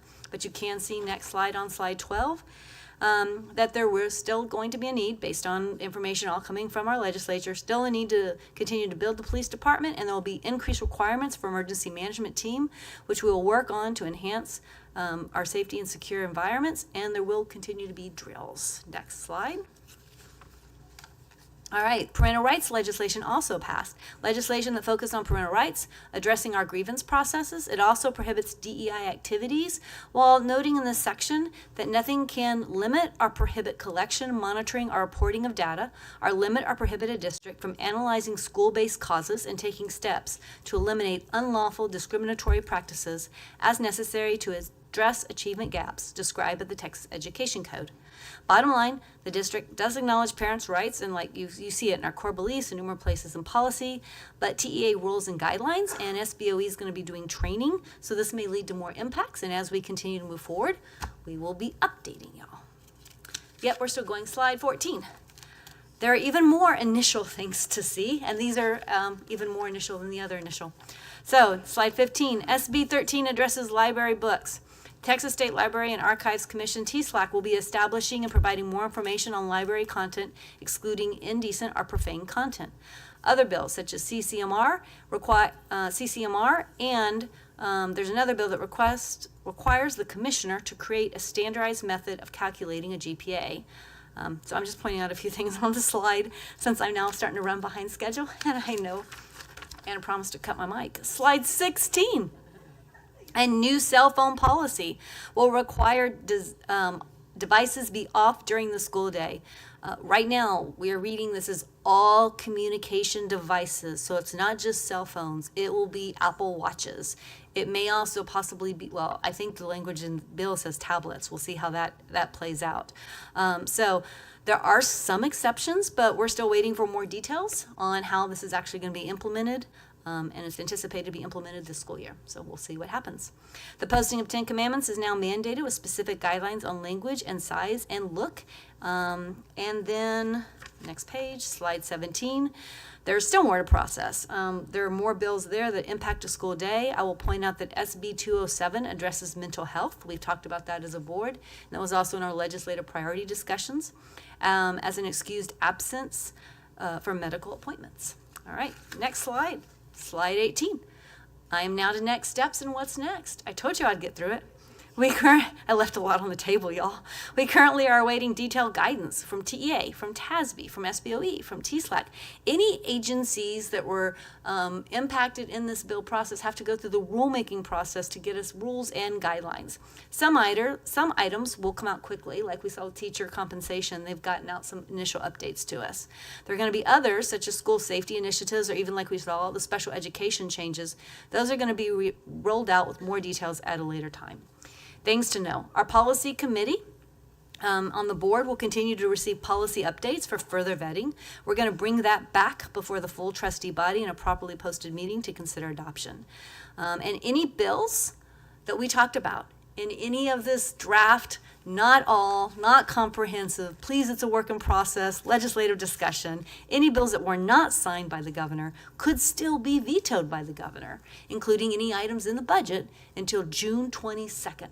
So therefore, all this might be mute. I don't, not count. I can't even have the words for that. But I don't think it's all going to go right, but it just means it's all up in the air, all up in the air. All right, so moving on to the next one, my final thoughts is I would like to sincerely thank our legislative committee, our staff, and all of those who participated in our listening circles. Your input helped shape our priorities. You kept our efforts grounded in community needs. While we had hopes and dreams for the legislative session of the 89th, we are back here to come work together to find out how we move forward. While the session, or I will say the regular session, and I'll emphasize regular, has closed, our work continues.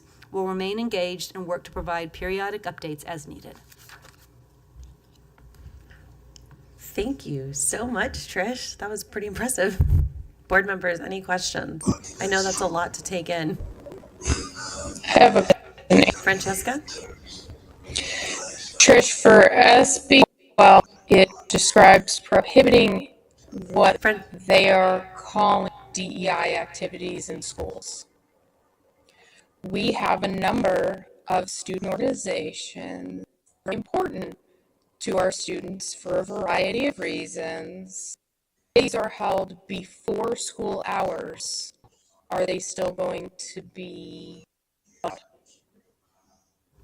So, Francesca, little roboty sound, but for our legislative update, what I will tell you is I will go back to my next steps, which is my next to last slide, which says we're awaiting rules, updates, guidelines, guidance. So we need information from TEA, from all the different various organizations that are involved in that part of that legislation, because it's SB 12 covers a lot of different areas. And so we don't have all the guidance yet and all the guidelines, so I can't answer your question, but once it can be answered, I think staff is over there taking notes, and as soon as we get more guidance and information, we'll let you know. But know that it could be, like I said earlier, something quickly, or it might take a few more months before we get answers.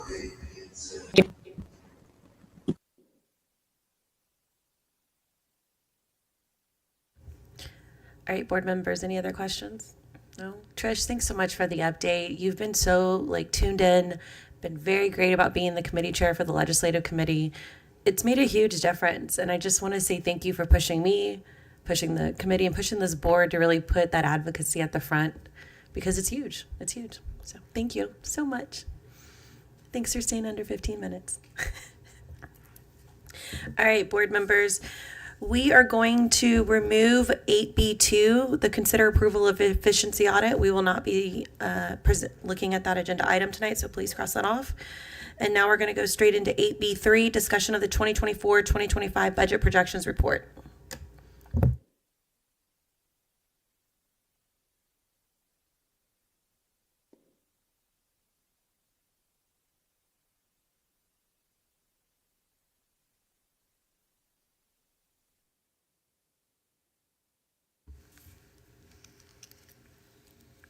Madam President, members of the Board of Trustees, Dr. Gearing, tonight talk about the 2024-25 budget projections report. This is a report we've given every month since January. Just kind of gives you an update on where we think we're going to end the fiscal year 2025 at.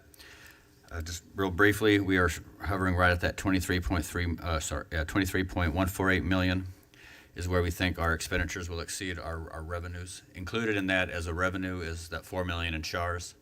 I believe we mentioned that last time that we're going to go ahead and count that, but if we have not received that payment by October 15th, we will move that out. So it's just a prior year. It's money that's due to us.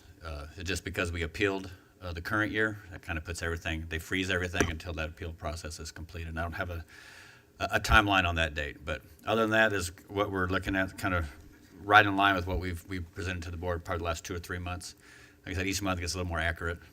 But I'm more than happy to answer any questions on this particular item. Board members, any questions? No questions. All right, now we're going to head to 8B4, consider approval of the 2024-2025 final budget amendment. Tonight we bring to you the final budget amendment for the 24-25 school year. This amendment is just moving monies around within function. It does not change the bottom line. More than happy to answer any questions if there are any on this. Board members, any questions? If not, I need a motion.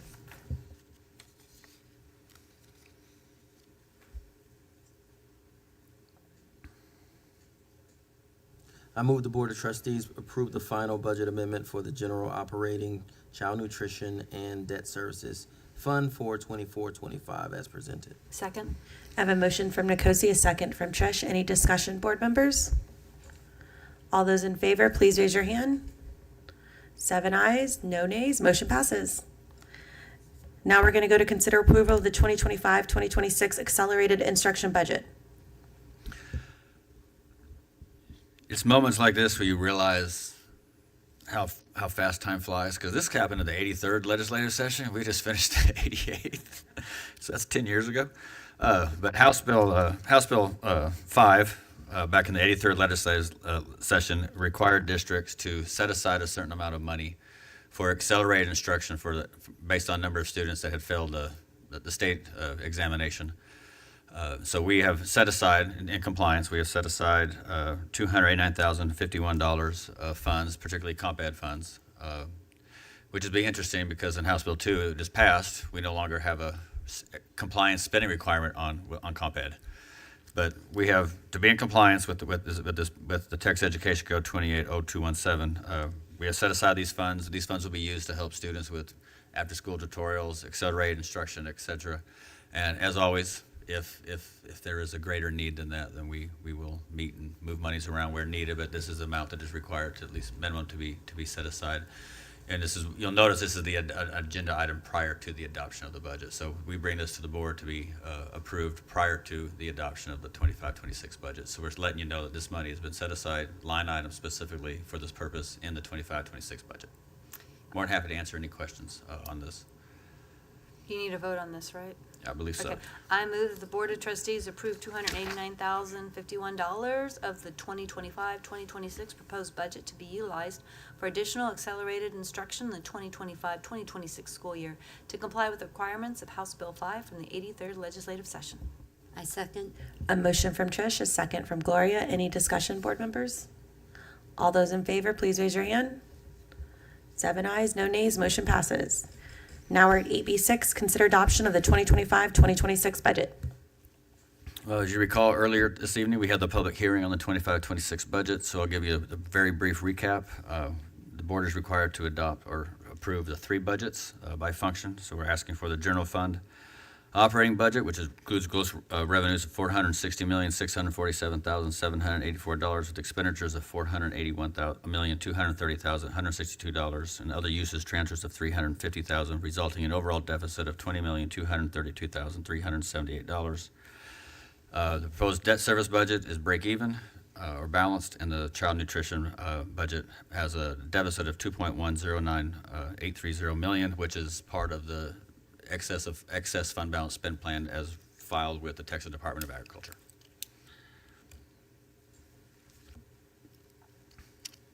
You want me to do a motion? Okay, I'll do a motion. I move that the Board of Trustees adopt the 2025-2026 general fund, child nutrition, and debt service fund budgets as presented. I second. A motion from Trish, a second from Gloria. Any discussion, board members? All those in favor, please raise your hand. 6 ayes, all those opposed? 1 opposed, motion passes. Thank you. Thanks so much, Dr. Pape. All right, board members, it is 9:14 p.m. and the board will now go into closed session for the purposes permitted by Texas Government Code 551071, consultation with attorney regarding pending or contemplated litigation and/or attorney-client privilege matter. Texas Government Code 551074, personnel deliberation regarding resignations, terminations, employment, reassignments, duties, and evaluation of personal public officers. Texas Government Code 5510821, deliberation of regarding matters whereby personal identified information regarding one or more students will be disclosed. Texas Government Code 551074, superintendent formative evaluation quarterly review. Texas Government Code 551.074, deliberation and consideration employment of the Denise Geiger Compass Center principal. No action will be taken in closed session. Any action related to closed session agenda items will be taken when the board returns to open session.